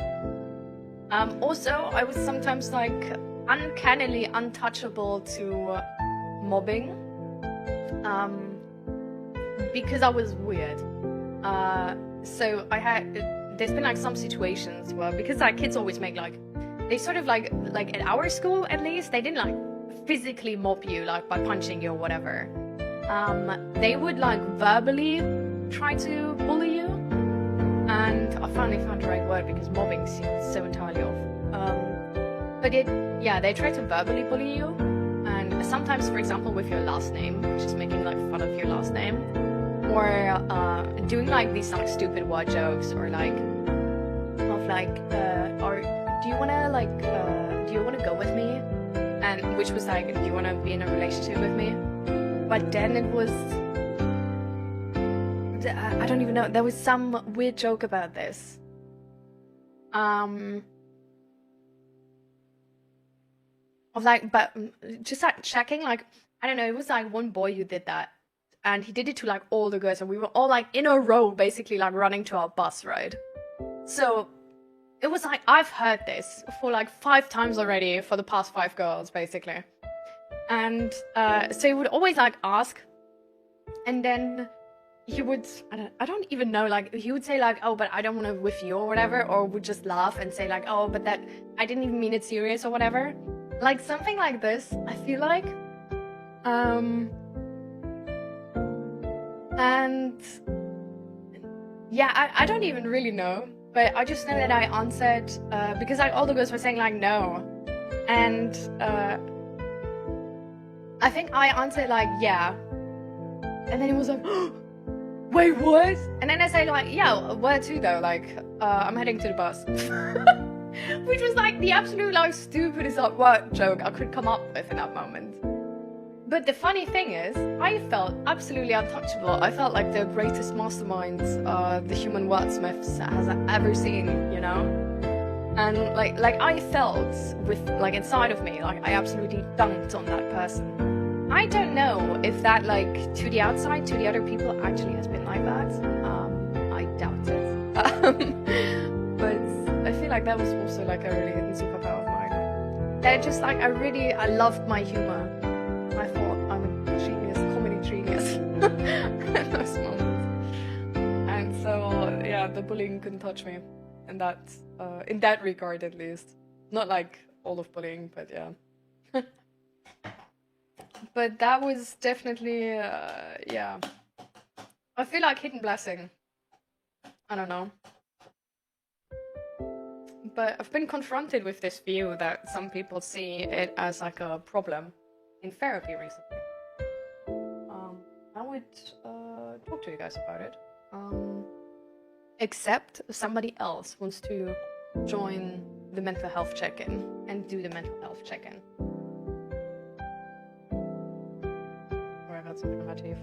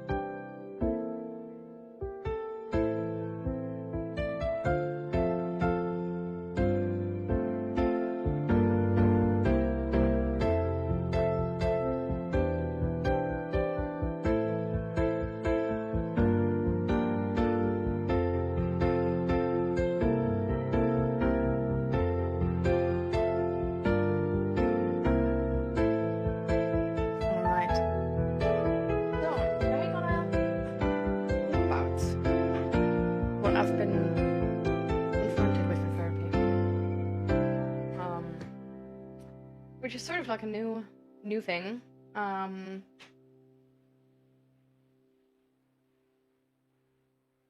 Because I've recently started to have this autism diagnosis talk. It's not the actual autism diagnostics, but because I talked about the option, and I think this might be it, to my therapist. My therapist made a pre-diagnostics, which essentially is him sort of like going through like a little questionnaire and then evaluating with somebody else if they think autism is like a high enough chance that a diagnostic would be worth it. And it's not only because that's at the beginning I just thought, well, autism, like they just want to see if they like if they think I could actually be autistic, and then they're gonna send me over to the actual diagnostics. But it's not only if you actually have autism, or if the chances of you having autism are high, but a lot of it is actually as well if you have enough suffering, like if it's actually like an issue to you. And I personally really don't like this, because I thought like a diagnostic should evaluate whether you have it or not whether you suffer under it. So essentially, you could be rejected for a diagnostic if you don't, like, if you are autistic, but you just sort of are coping or like have found a way with your autism that it's not like influencing your life in a bad manner. Like you have found a job where it just works. Maybe you're self-employed. You have a partner who works together with them, and friends and stuff like this. Like it could be that you are just as autistic as somebody else, but your life around you doesn't make it an issue, and that's why you get rejected for the diagnostics, because they're like, well, but what do you want from it? Like you don't have any, like you don't really suffer because of it, so like you're good, like be happy, you're good. Which to me doesn't really make sense, because I feel like, well, a diagnostic should evaluate whether I have it or not. But yeah, so it turns out these diagnostics are not only to evaluate whether you have it or not, but they are to evaluate if you have it, that you are significantly suffering under it, and at the same time that the diagnostic itself is going to help you personally. So you actually need to have like they're going to ask you why you want to be diagnosed. And you sort of need a good answer to that. Like, for example, like if you're suffering under autism, then you want to be diagnosed to, for example, get help by the state and stuff like this. Or, for example, to get more information and get like psychoeducation on autism. Or, for example, something else like, yeah, I don't even know. Because I feel like if you would want to be a pilot or something, you wouldn't want to be diagnosed. But yeah, you need to have a reason. Like they need to believe that the diagnostic, if true, would help you in any way. And they need to believe that you are suffering under this, well, psychological issue. And you need to be autistic. So like all of these things combined will then lead you to an actual autism diagnosis. So I'm still in the pre-diagnostic part, because the other person my therapist needs to speak to is not there yet. So this is sort of like, I'm sort of in between. I don't know how it will go, but I'm really glad that I now understand that if I don't get to the diagnostics part, it doesn't mean that I'm not autistic. It actually just means that I'm not suffering enough under autism that a diagnostic is evaluated worth it. And this is, to me, this is really interesting, because we use the system, also like the numbers of the system, right? Like we used to evaluate how many people are autistic, how many people do have ADHD, how many people are this and that and whatever. While the system isn't even asking for that. The system is asking whether, how much you suffer, like if you suffer enough under it, and if the diagnostic would help you in any way, shape or form. So essentially, I think we're evaluating the numbers wrong. And the other thing is, we really, like, there's sort of this mentality in society that you low-key look down on people who say they're autistic without having, like, an official diagnosis. While knowing the diagnosis criteria now, you could argue, like, no, you're as valid to being autistic as anybody who is diagnosed. It just means, like, it doesn't, like, you can be autistic and not get a diagnosis just because they don't see you, like, suffering enough on it and stuff like this. So, like, being self-diagnosed autistic is actually not, is in, like, a, I don't want to say sadly, but in a weird way, we can't really treat it as less valid than somebody who's actually, like, diagnosed officially, right? Because the diagnostic criteria are so different. Which is extremely weird to me, because I feel like it's really important to sort of to know who you are. So I feel like knowing that you're autistic, even if you don't suffer under it, and even if the diagnosis itself is not really helping you in any way, shape, or form, because you don't really want any money or any like services or anything from the state because of it, but just like knowing it and being able to sort of like also maybe give others the heads up of like, hey, just like, you know, like if I don't, for example, if I don't look you in the eyes while we talk or something, it's like fine, just, you know, I'm autistic. Like that could also already help. I feel like also just your work, like for your work, maybe it could help that you just sort of can tell your chef like, hey, I'm autistic, like I would really appreciate it if we, for example, with this and this and that, I would like more influence on how to like adjust it to my individual preferences. With the other things, I don't mind at all, and I can tell you every day which minute I arrive to work or whatever if you want to have like a better understanding. But yeah, that's not how it is. Hi Fluffy, how are you doing? I just sort of started talking about autism and the autism diagnostic, actually. Because I've been sort of like on the way to this, and last week I think I had the, last week.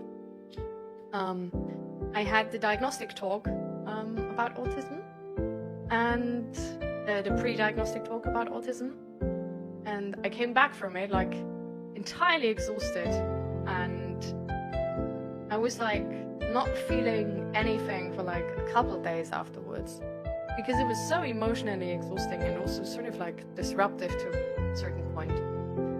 And I was just sort of explaining why that was, because the questioning, actually like tying the red line there maybe makes sense, because I think that wasn't as clear or formulated. But yeah, so because of this and because of these criteria, the questioning on the questionnaire you go through in order to be sort of like sent over to an actual diagnostic, and also the actual diagnostic, but the pre-diagnostic is worse than this. The pre-diagnostic is really, how do you describe it best? It's low-key hostile. Like it's really negative. Like I found it to be really, really negative in the questions they ask. Like it's really focuses a lot on the, like not, because like autism doesn't need to be bad only, right? Like I see myself as like some of my like might be autistic traits are really something where I feel like this is good about myself. Like I love this about myself. And in this pre-diagnostics, all the questionnaires are so focused to find out how much you suffer under it that they only ask for the suffering part. And you really also, because the DSM-5 is sort of referencing it as like a like a disorder, like an illness. It's, you really feel sort of that attitude in the pre-diagnostic as well. You feel how it's more focused, how, for example, you can't take part in society. How they look, for example, at how you've been a bad friend and a bad human in society. How you can't work, how your life deteriorates because of this. Like the questioning is really negative. And to me, it really took the air out of this because I felt so much positivity actually around might me being autistic. Because for me, it meant finally understanding myself and understanding how I think and how I work and knowing that I'm not wrong. Like I'm not knowing, and a friend of mine told me this yesterday actually, and I really loved it. She told me that sometimes it's really comforting to know that you're a normal zebra and not a weird horse. And with this, I aligned so much. Like, this is exactly what it gave me. Like, it led me to stop picking apart myself and being like, why am I like this? Like, why can I not be normal? Like, what has happened in my past that I am like this and stuff like this? And now I can just be like, well, I'm autistic, and that makes entire sense. And it's sort of just changing the attitude around it slightly, but that already helps a lot.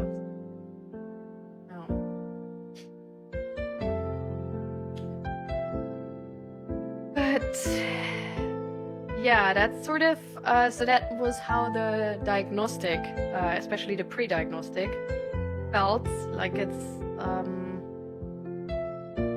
I don't know, in a weird way, it's really something I feel like you should be prepared for, especially if your therapist is doing it. Like for me, my personal therapist did this pre-diagnostic. And not only is it like feels entirely weird because the attitude around it changes, because all of a sudden your therapist is not your normal therapist anymore. But now he's neutral. He's forcefully neutral. Because he can't be like, oh yeah, you definitely have autism, because he makes the pre-diagnostics. Like, he should be neutral on this. This feels different though, and for me, because I'm really hyper aware of these things, it feels like he's hiding something. Which he is, right? Like, he's forcefully neutral, so he's hiding his like normal emotions, reactions to this, right? But yeah, it's a feeling which is really uncomfortable, especially with your personal therapist, where you should feel safe. And I think this is something where a heads up would have really been nice. An explanation beforehand would have really been nice, but they didn't do that.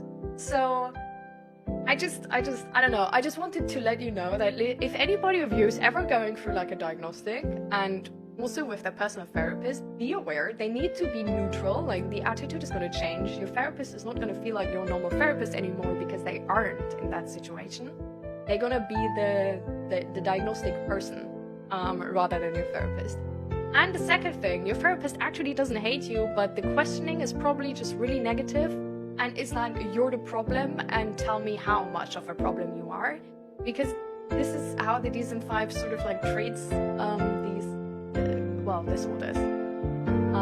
And it can feel really disheartening, and it can feel low-key unsafe, but it's probably nothing personal, and your therapist is going to switch back to normal afterwards.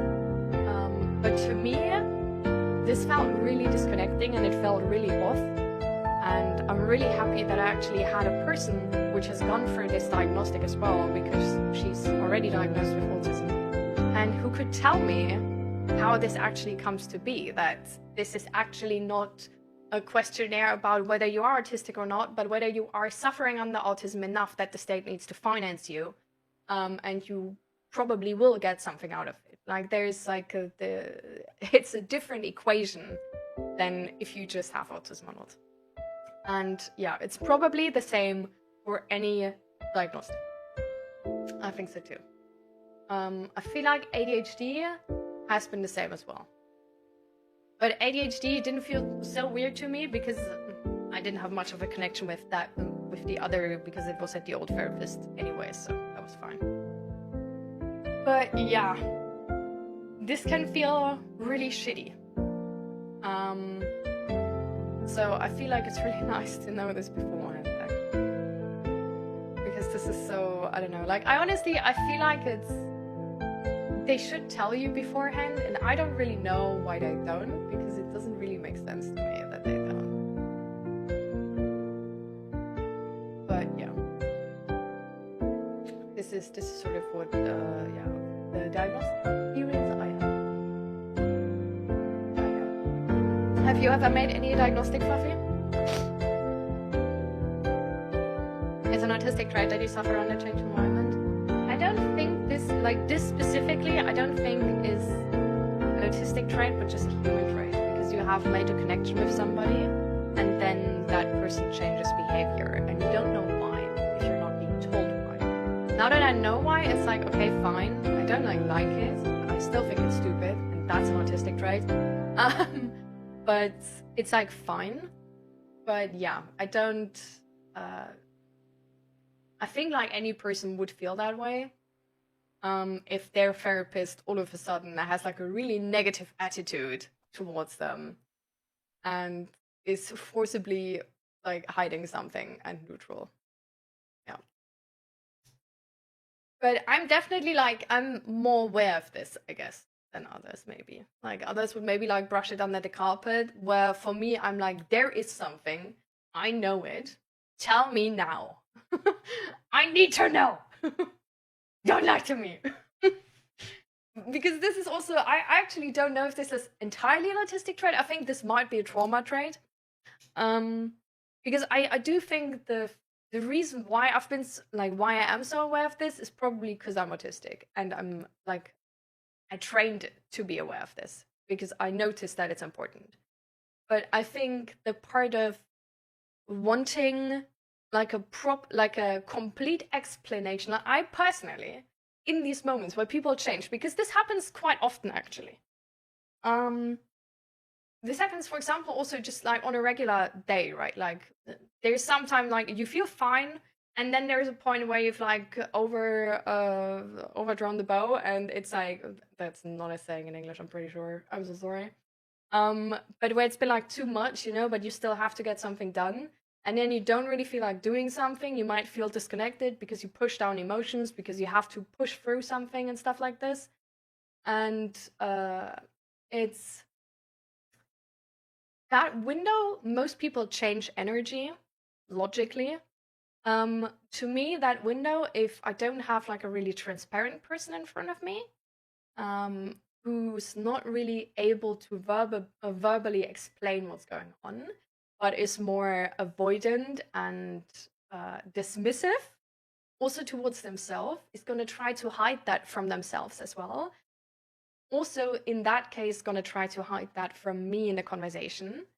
In these moments, I just sort of try to find out what's wrong, but the people usually don't give, like, they just straight up lie to you, basically.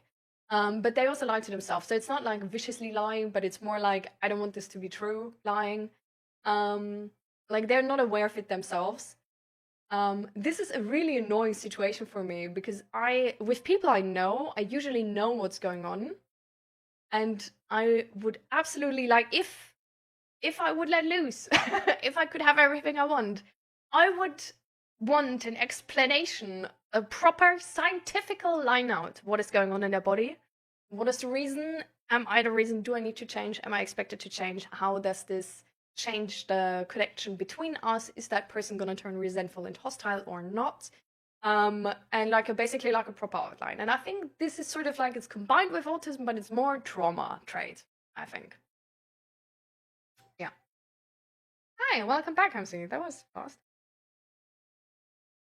Oh, yikes. What was it?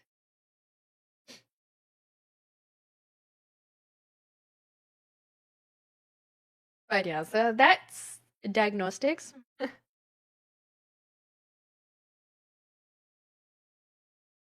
I'm making some notes to this. Don't mind me for a second.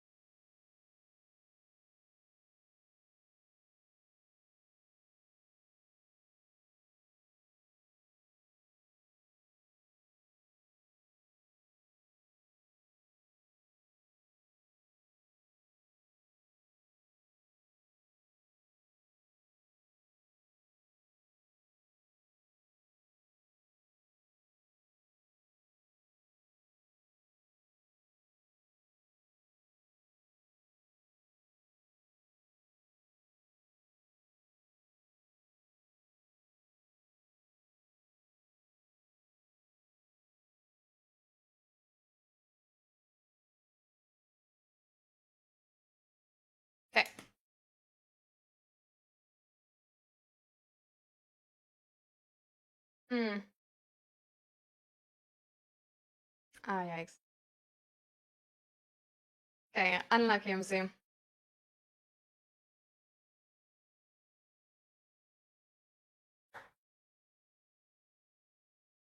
I don't want to go too deep with it, but yeah, I experienced some diagnostic therapy. Oh, okay. So, you also... Were you told beforehand that it's gonna be like this? And was it by a person where you thought, like, they're gonna, like, where you knew them apart from the diagnostics? And where you, like, felt the switch?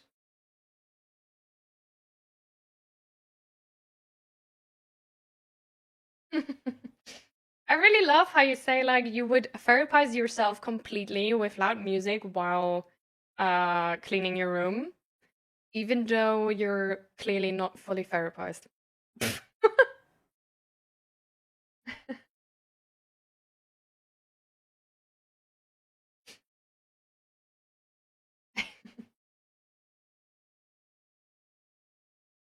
I'm glad you're here. But you can also, like, always take breaks in between. Don't worry.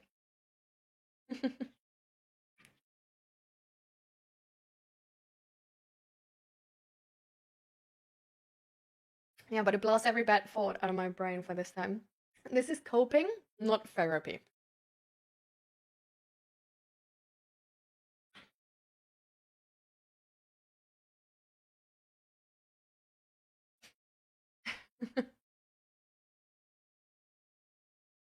Never liked therapy and it never helped.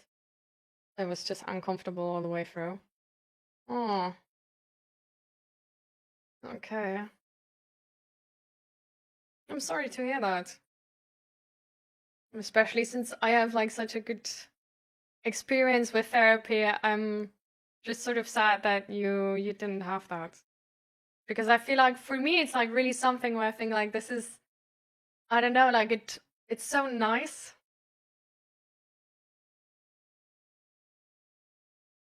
Really? That's odd. I feel like that's not necessarily also like a bad thing for therapy. It just means that you're not stupid and you need a smart therapist, I think. Like, personally. But I mean, low-key, maybe that therapist was self-aware enough to know that he's no match. I don't know. Like, I'm really glad that I have my therapist, because even though I do think I'm also, like, self-aware to the point, like, I don't know, how compared to you or anything.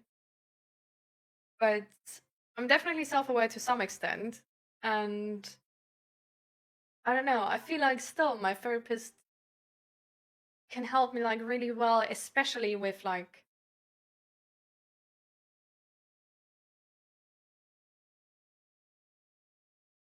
I don't know, especially with, usually with, like, stuff which is, like, low-key,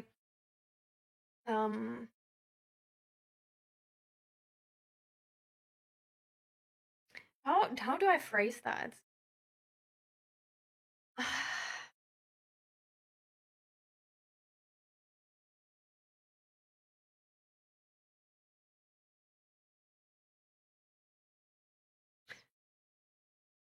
And, like, it usually starts with a concept that's simple,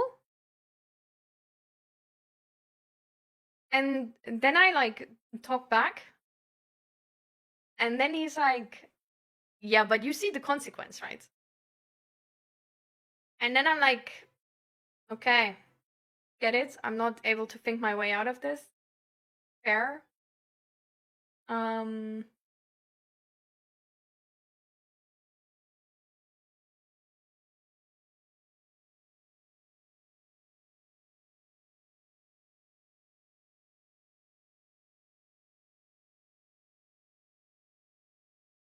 And then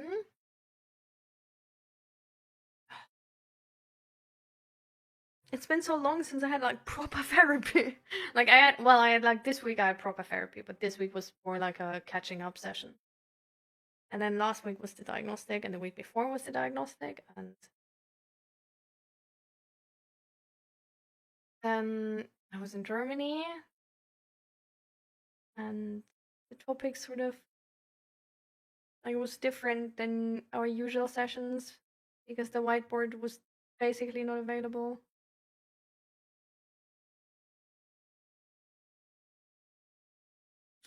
I don't even know. Like that's a lucky thing. I don't need to remember my therapy. I don't know, I just take the stuff and then do it. Like I never remember, like usually there's homework to therapy. Or like sometimes sort of depends on the stage you're in, right? But for me it's sort of like I never remembered the homework, and then I came back and he was like, have you done the homework? And I was like, what was it specifically again? And it was like this and that, and then I was like, actually I did. I didn't remember I need to do this, but I did. And this is sort of how stuff works for me, because it's like once I understood a concept or was made aware of something, and it's like I actually align with it from like the seeing it as useful, seeing it as like a better way to do stuff, then I just do it. And I usually like, of course, there's like some situations where if there's like an emotional response connected to it, or like fear connected to it and stuff like this, it's like, yeah, there's situation where I still avoid it, or I just sort of like, I'm like in my emotions stuck, and then I only recognize later or something. But it's definitely like from that point on, like once I got that, it's like getting better and better, which is really, really nice. Because at the beginning of therapy, like especially before I thought being autistic might be me,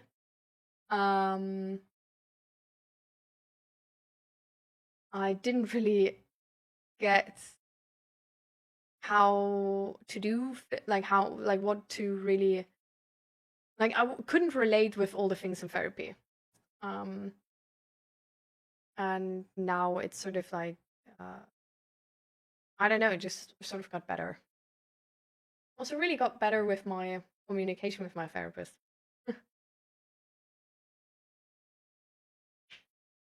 Go eat. Ooh. Yeah. For me, this is, for example, also something where I always thought, like, what's wrong with me? But apparently this is something like really normal for autistic people, that you don't feel hunger. Like you only have appetite and then you have pain. And that's also the case for like if you have to like being thirsty, for example, is like a feeling which is really hard to feel, sort of, or like common for autistic people to be really hard to feel. Which back then, oh my god, I had headaches the entire time because I wasn't drinking enough. At some point I had that figured out, and then later on only came the chronic headaches, so well, yikes. But yeah, it's tough. I don't know, like genuinely also just like other emotions. It's sort of like it's really, it's in a weird way, it's really funny, I feel like, to have this autistic traits of like not really getting your emotions and like feeling them, like feeling your body like sort of like a third person instead of like a first person. Because like I feel like I genuinely, I don't know if that, like I still don't really believe you guys, okay, but apparently normal people just feel their emotions and just feel hunger and stuff like this. But also just feel sadness, just feel like they know what they feel, and they can actually like pinpoint it like really well and stuff like this. Where for me, I just can't. Like it's really, like I usually notice that I feel like crying because there's like a weird tingly feeling in my nose where it's like, I don't know, feels weird. And then my eyes get watery and my throat, like everything here gets like really hydrated all of a sudden for no reason. And then maybe my chest feels like somebody's doing like pressing on my chest. And then angry is like easy because angry, I scream at people. That's when I'm angry. Problem fixed. And then with like, it's really hard to feel internalized emotions. Like emotions which are usually internalized, really weird to feel. It's also like I sometimes have situations where I have like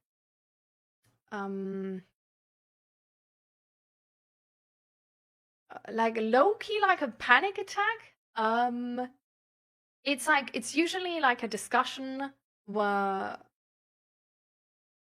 the other person is answering with ego, but talking still about facts. And it's a topic for me where I'm emotionally invested, for example, like sexism. But I didn't acknowledge that it's like an emotion, like a personal topic for me beforehand, because I just, like, it usually starts with a conversation which was just about like some studies or something, or some numbers I remembered and was like, hey, this is interesting, I'm gonna tell this. And then all of a sudden it turned into this like discussion where that other person is now personally offended for no reason. Or, well, maybe they are within the statistics. And me being confused because why is that person offended? Offended myself because of their stupid arguments and they don't want to listen to my arguments anymore.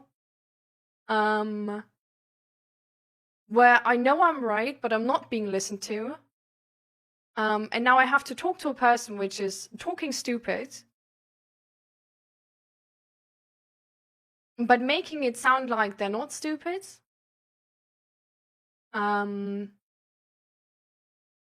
Because in our society, bad discussions are really normalized. So this is sort of the combination. Like, it's a combination out of stress, confusion, anger, and then there's suppressed sadness, because this is in a weird way also about me and my experience. But I'm not aware of this in that moment. And then I sort of get like a panic attack. Because it's like, I feel like all of these emotions at the same time, but I'm not like actually aware of them, right? So what I do notice is that I get like shaky. I turn cold. My throat feels like it's like cutting off. My voice gets higher. I get less air. My body feels like really like crampy, sort of. And if I were to let go, I feel like screaming and crying at the same time.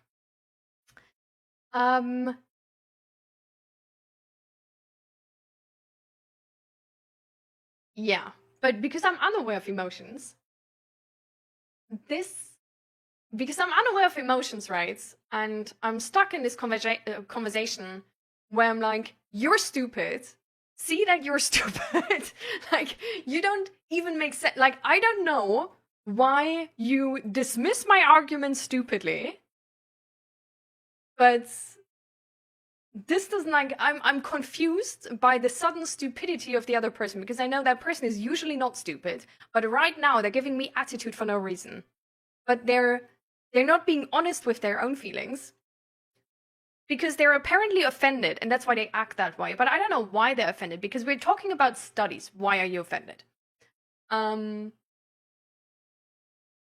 yeah, because I'm caught up in that like logical, sort of this, well, logical, but more of like logical discussion, and then these feelings come up, and I've learned that in childhood that if you show feelings, nobody's gonna take you seriously anymore. It's like I try to suppress those feelings. Meanwhile, I stay in that discussion because I don't want to lose it, because that's also what we learned in society, that the discussions need a public winner, and I hate that. And the public winner is not decided by common sense, sadly. But yeah, so the point is, I stay in a toxic situation. And that situation doesn't need to necessarily be toxic because of the other person. Like, they're not necessarily at fault for this or anything. But it's a situation which is, for me, myself, toxic, and I don't take the exit. And that's why I get a panic attack. Because I don't leave. I stay in that. And then I suppress. And at some point you can't suppress anymore. And even though if you can and get out of that situation, you suppress so many emotions at the same time, and there were so many emotions involved that it's really like a whole bunch of stuff you need to figure out afterwards, and you need to like regulate afterwards. So these situations are really stressful. Yeah.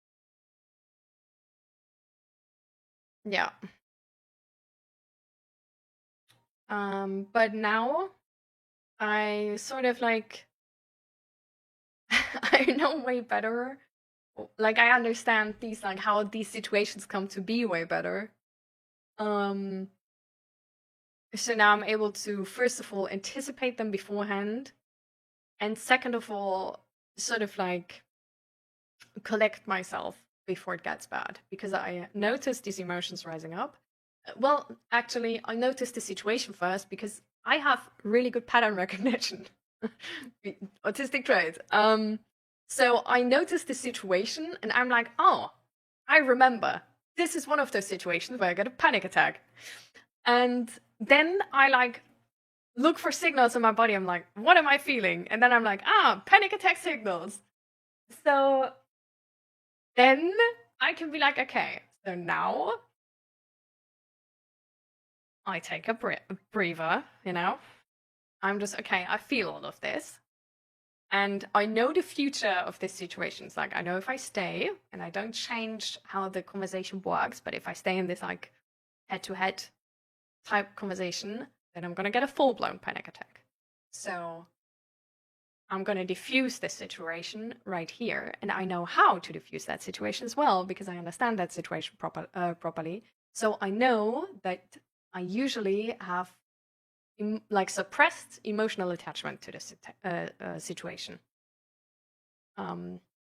Because while I didn't recognize this, there's some link to either my inner child or something like that. For example, a situation where I've been sexually harassed and stuff like this, or a different, like if it's in a talk about sexism, but something which is like related to that, where I feel like that other person is like not listening to me, sort of, or like that other person is judging me for this other situation right now, if they keep believing that way, and then I'm not safe around that person.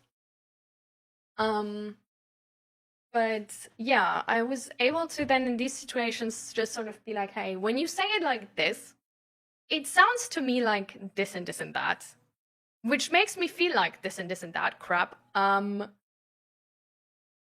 then with some people, I don't know if it works with all people, but with some people, for example, my mom, I was actually really surprised. I didn't expect that of her. But my mom instantly sort of like stepped back and was like, oh, that's not what I wanted. If that doesn't help you, don't do it. I just meant that for myself. Blah, blah, blah, whatever. This wasn't about sexism. And then it was fine. So in that moment, it was really about sort of like handling these emotions and being there for myself better in these situations. And I feel like that's sort of like what you can get from therapy, if therapy works for you, if your therapist works for you, I think. I definitely have multiple people who are like, I know multiple people who are therapists where I'm like, this wouldn't work for me. Like, for example, the head therapist, like technically the boss of my therapist, he's one of those people where I just know we don't click. Like, I need to handle him in conversations because he's not handling himself. Like I would definitely, I would go crazy. Like he's low-key like too close to my mom. And then there's been like my intake at that institution was with a different woman, and I also really didn't like her. And then before, I was at this other institution and had a therapist, and she was nice, but the therapy felt useless, and I felt like she's also like, I can't really help you. And actually, she was saying that as well. Like, she was like, okay, I don't think we can help you here, but I'm gonna send you over to the specialist. So I at least got to the right point because of that. But yeah, so there's definitely like you need to find a person which you click with, I think. Which is definitely hard if there's not enough therapists generally. But yeah. With emotions though, this is why at the beginning I was diagnosed as bipolar, and that I didn't really feel my emotions was essentially explained through trauma, because this can also be a trauma symptom. So yeah. It doesn't necessarily change how you treat them, though. It can, but it's usually more dependent on like your type and what works for you. Instead of like that's really funny actually, sort of. But in therapy, it's not too important. Like I thought therapy is all about getting to the bottom of things, and then like resolving that point, and then like everything else falls away. That's not too often the case, actually. Like there's some therapy ways which work like that, but some of the times it's just sort of like, okay, you have that specific problem, and we're gonna fix that problem. Like we're gonna help you fix that issue. We don't really need to understand where it's coming from. And I think if it's not to something related, which you can, like, I think that's sort of like probably what they figure out. Like, they try to figure out, like, okay, can we fix the cause or can we probably not fix the cause? And if they say, like, okay, we can't fix the cause because either you're neurodivergent as fuck or it's like something which is so deep within you that we're not going to fix it or whatever. Like, I don't know how this, like, necessarily work, but I think, like, if you can't fix it, it's usually like if you can't fix the cause of it, you can still fix the symptom of it. And just help someone to like cope in a healthy way instead of in an unhealthy way. So I think, for example, with these situations, I feel like low-key everybody has some situations where they feel like really triggered and like everything is going to set them off. And I don't really feel like this is necessarily unusual. But how you deal with these situations can be helped. And I think this is like sort of how you turn out strong after going through like negative stuff, because you learn more tools of how to deal with those things, and then you can appear stronger to others because you have learned healthy coping mechanisms. So when you actually do end up in a bad situation again, which low-key, if you've been in therapy and you've had major trauma, you're gonna end up in triggering situations throughout your life. That's just gonna happen. But they're gonna give you the tools so you can handle them. And I feel like that's how then you appear strong to others who didn't have to learn those tools. While you need those tools, because otherwise like everything's going to shit. But yeah. I don't know. So I don't think it's necessarily making you stronger, but it's setting your priorities straight. And I guess that's why you then learn like life skills which are maybe underappreciated by others. Because I feel like, for example, like emotional regulation is like a huge part of therapy, and it's low-key underappreciated by general society.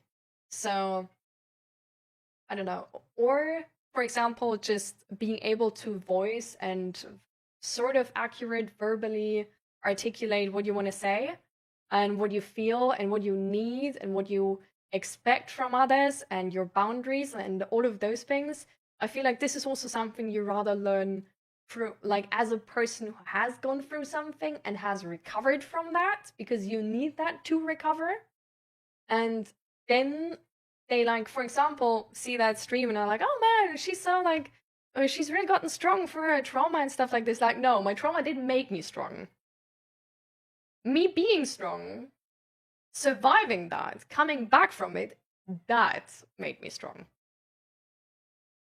Which was like, this was like, it was like eat or die type situation. Like, like we need to, like, really, like, we can't romanticize trauma, okay? Like, this is like, we don't, you know, we can't romanticize trauma knowing suicide rates. Like, this is major. Doesn't make any sense. Doesn't make any sense. Like, we know there is enough people who do not come out stronger because they do not come out of it. So this whole perspective where we romanticize suffering and hard times and trauma and any of that is like absolutely problematic, because we idealize that like hard times and stuff like this are just like that they're like a necessary part of life. Like, and while I do believe that we shouldn't, like, our goal in life shouldn't be to avoid any negative feelings and any negative situations, because I think, like, then we don't really live a life worth living, because trying to avoid all that would basically mean to live in a closet. But I don't think we can use that as an explanation to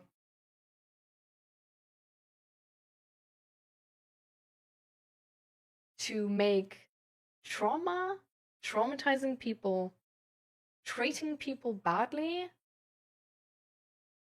We can't make that seem righteous. So hard times are a necessary part of life. You're gonna get strong through hard times. Like, we can't romanticize it in a way where we basically let people believe that we should be thankful to the people who hurt us because they made us stronger.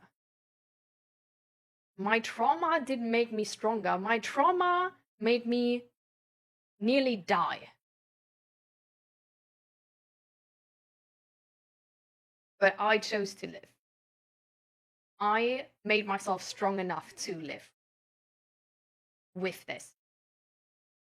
And I feel like that's where the credit needs to lie. Like, for any, like, it's so annoying, I think, how while talking about it like this, we give credit to the perpetrator. We're like, oh, your parents who abused you, they made you stronger. Good parents. What the fuck? And while we don't actively mean it like this, I think in most cases at least, we don't really feel like we say this like, oh, like we do say, oh, like this made you stronger or made you such a strong person though. And we don't really necessarily mean like, oh, your parents were good parents. But it's still, it gives credit to the wrong party. It gives credit to the hardships and not how you overcome them. And I think that's so weird.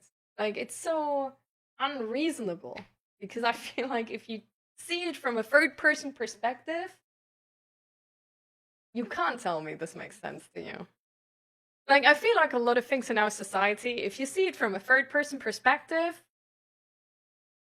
babes, don't try to, don't try to argue. Like, you just say that because you're, like, part of that party. You just say that because you don't, like, you can't take it something else being real. Because honestly, it's a sucky thought. Like, thinking about, like, well, I would have maybe been, like, an even greater person if I haven't lived through that trauma. That sucks. Like, that sucks ass, but I'm not gonna be the person being like, oh, my dad made me stronger through his emotional abuse. Definitely no. Like, as a child, I deserved better. And I feel like it's honestly, it's not sending the right message to ourselves. Because the funny thing is, our words hold more meaning than we think. Like, I feel like a lot of the time we just throw out words and we just feel like, oh, they're just words. Like, if I on the inside think differently, they don't really, like, they don't influence me. They do. Like, we actually know that, for example, with like jokes, there's been a study analyzing misogynistic jokes. And they basically found out that, especially with jokes, you tie misogynistic events or situations or like the things you make jokes about, like just misogynistic things, you tie them to dopamine. Because haha, funny. And the more you do this, the closer those things come together. And all of a sudden, misogyny as a topic, and not like in like irony, sarcasm or whatever, but just misogyny straight as a topic, is connected to dopamine. So now hitting your wife feels good, or making shitty comment feels good, and not in a joking manner. And it's like, I feel like we need to be aware of what we say is going to influence what we think and who we are. Like, words hold meaning. And way more than we think. So, I don't know, like, I'm not gonna tell my inner child that it was good that we went through so much bullshit. I'm not gonna tell my inner child that the emotional abuse I lived through was good in the end. Like, you know what fucking, like, do you know what message that is to myself? Like, you have that inner child in you, right? Like, imagine that child before you. And then you're just like, yeah, but, you know, like, it's gonna be worth it. Like, in 10 years, you know? Like, this is, you gotta think good about this. Like, you gotta, like, be happy that you lived through this. No. What the fuck? No. That's not gonna be that's so, oh my god. I hate this so much, genuinely. I think it's such a hurtful articulation of trauma. I think it's really, really disrespectful to ourselves and to the pain we lived through. Because this was let's not try to romanticize trauma. Let's not try to excuse the shitty things we went through. Like, let's see them as how they are, you know? Like, we don't need to grieve over them for like years and years and years and years and never get over them, of course. But we also don't need to gaslight ourselves in believing, oh, it was good that it happened. Like, no, it wasn't. I don't know.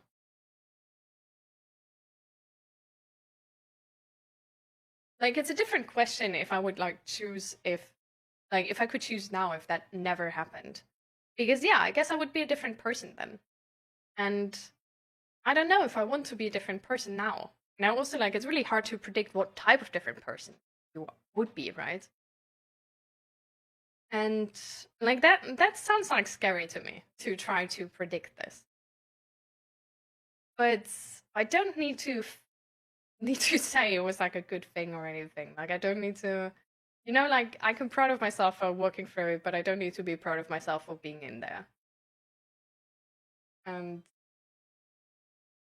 I feel like it's good that we recognize sort of like how grave the things were we've come over, so that we feel brave, and then we can be brave in the future and feel like we can actually do stuff. We can actually survive stuff. Like we're good, we're strong, we're capable. Because especially in trauma survivors, or childhood abuse survivors, or just trauma of any kind, a lot of the time you just feel broken and weak and like a victim. And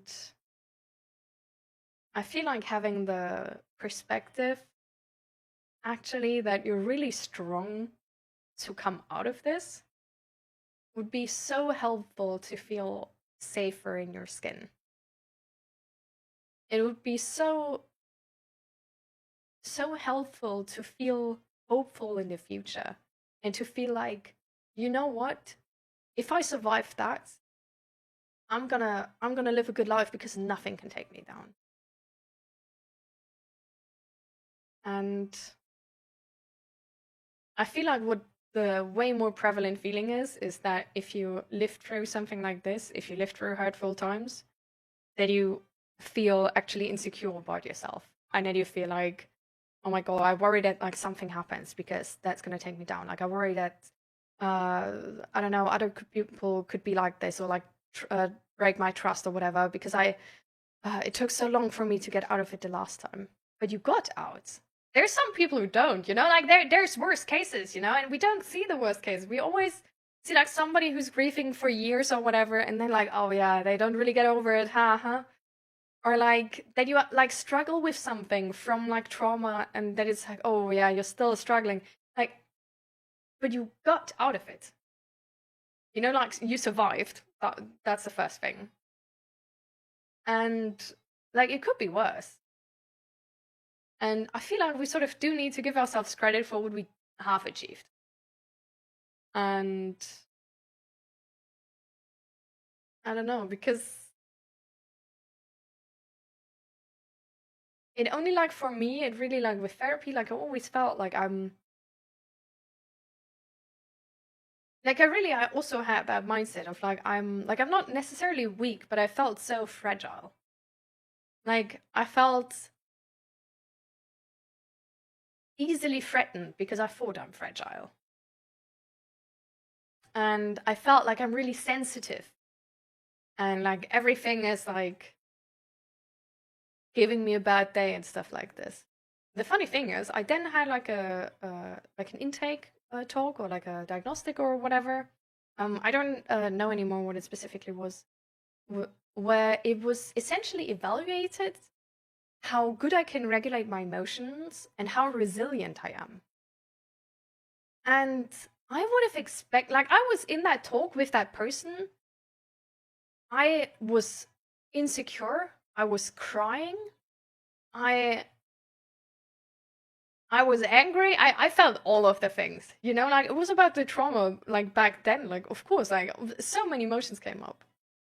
And I felt like, well, this person is now just gonna tell me like in a report how fucked up I am and how broken I am. And the funny thing is they didn't. They actually in the report, they said, I'm really resilient. I can regulate my emotions well. Like I cried and within a couple minutes, I regulated my emotions to be fine again. And to, for example, then leave the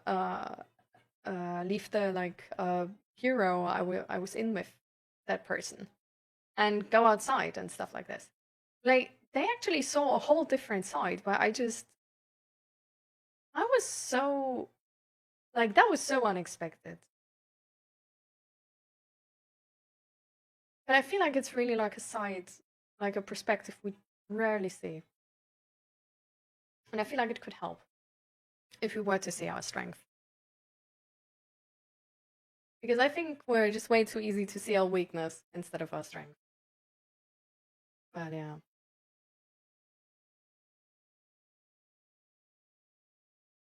By the way, you can also put pictures. Well, okay, maybe not that one. Actually, this one would be for the mental health channel, I think.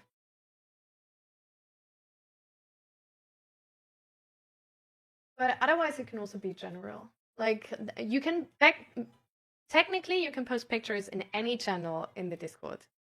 The pictures themselves should sort of like align with the topic of the channel. But yeah. I don't know, talking about your issues can be like really challenging sometimes. But yeah, apparently, like, even if you like talk about them and like cry and sob and use a whole lot of paper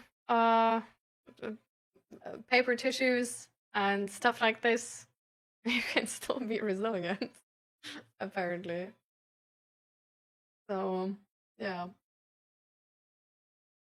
It's like, it's fine if it's hard, you know? And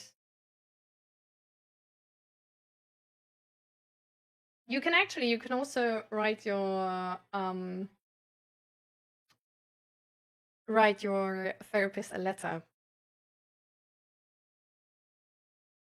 about topics where you don't feel like you know how to talk about them, or where you feel like you're just gonna like cry and not be able to talk at all.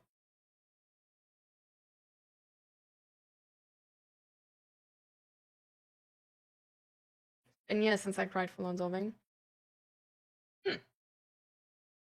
Means either good life or suppressed emotions.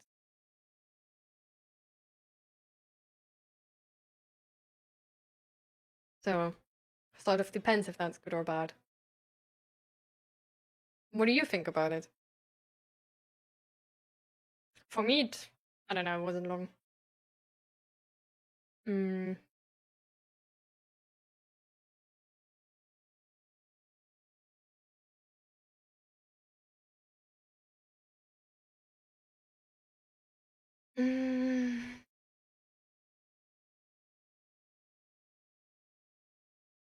Well, in Germany for sure. When I had my period then. But I think also since then,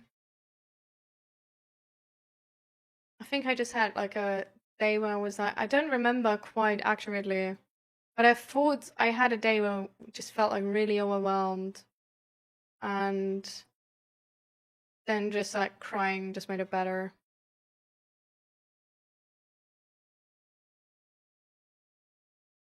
I think.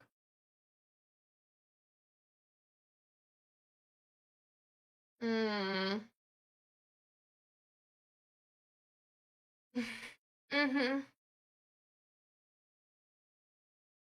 Okay. Well, I guess everybody knows what how strong they are, like if they can handle something or if they can't handle something. So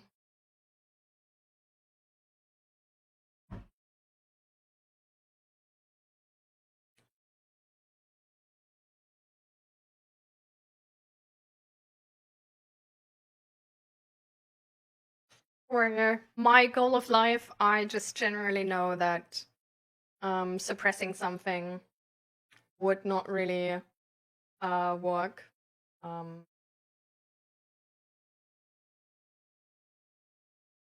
But to each their own.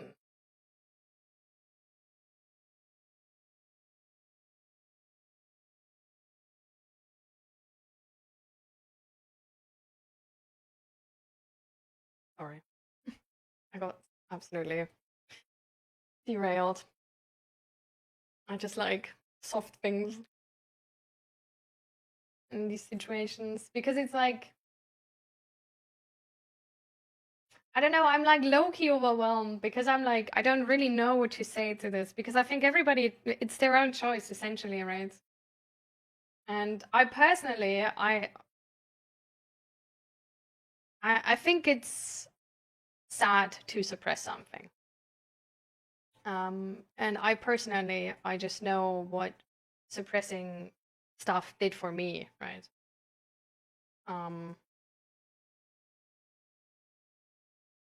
But I don't know better, like, so it, like, to you it can be like really different than to me. I just know that, like, I don't know, confronting something is of course hard, but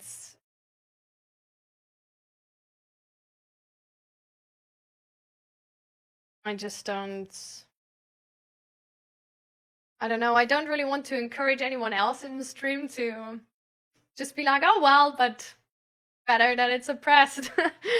Because I think, like, for you, I feel like it's because of how ads, yeah, good timing.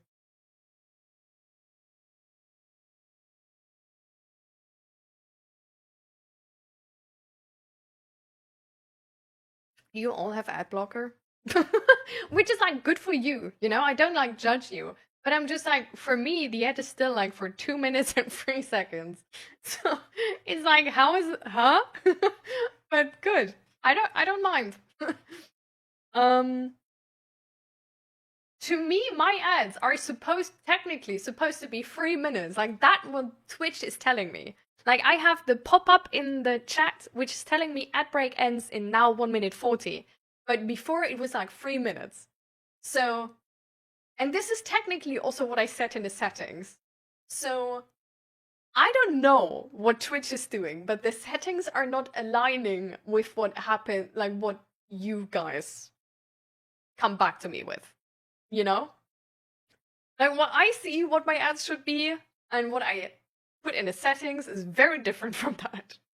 But, well, I don't mind. Like, I think you, like, technically, you report with ads way less back to me than the bare minimum I need to set in settings. Because the bare minimum I have to set in settings is 3 minutes per hour, which is a ton. So if you guys only have 15 seconds per hour, amazing. I don't know if that's the case, but that would be amazing. Like, the last ads thing was that's long ago already. 12:30. And now it's 2:30. So it's like every 2 hours, 15 seconds. I mean, that would be amazing. Anyways, I got so sidetracked. Where was I? I had a good sentence.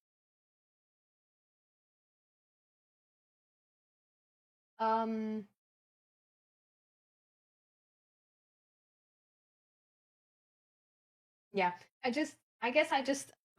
I think for you it's like it's sort of like a more special situation, right? Because you can like physically see your emotional states. Versus for others who just, I don't know. You know, I think like your suppressing is still like different from other people suppressing, maybe. So I think maybe for you, you know, there's this option where you just suppress one thing and like the other is not or something. But I think like on a general basis, I just know how hurtful and harmful suppressing emotions can be. So I'm sort of like, whenever you say that, I'm just worried. Like, I'm worried for others in chat because I'm like, please don't suppress stuff. Like, please don't take that as the solution. Like, that's really like later on it's gonna bite you in your ass. And for you, I just sort of like, I hope that you're right and it's better for you, but I just don't, you know.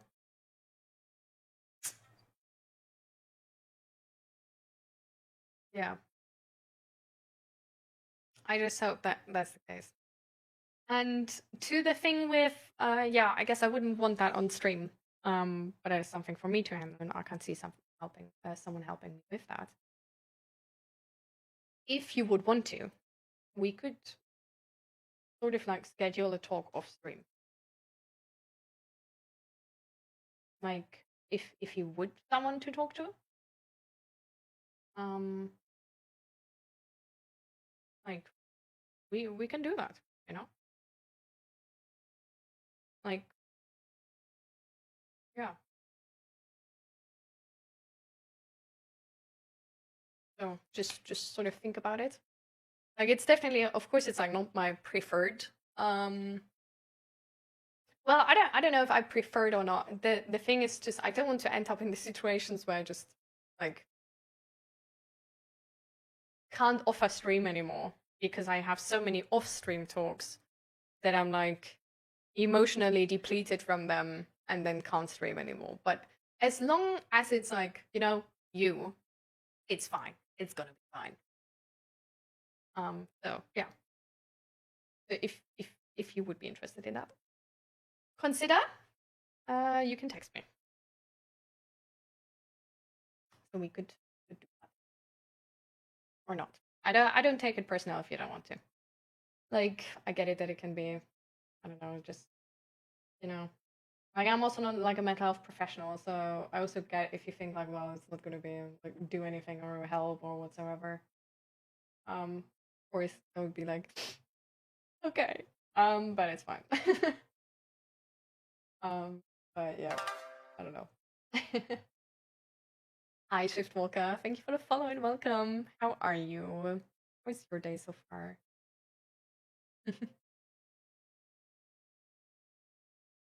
I really wonder sometimes how my childhood would have looked if my parents would have taught me how to openly talk about emotions like properly. Like imagine a society where well articulating your feelings would be normal, and like kids would just learn them like this, you know? Like that's something where I'm like, damn, like that must be different. How different would it be?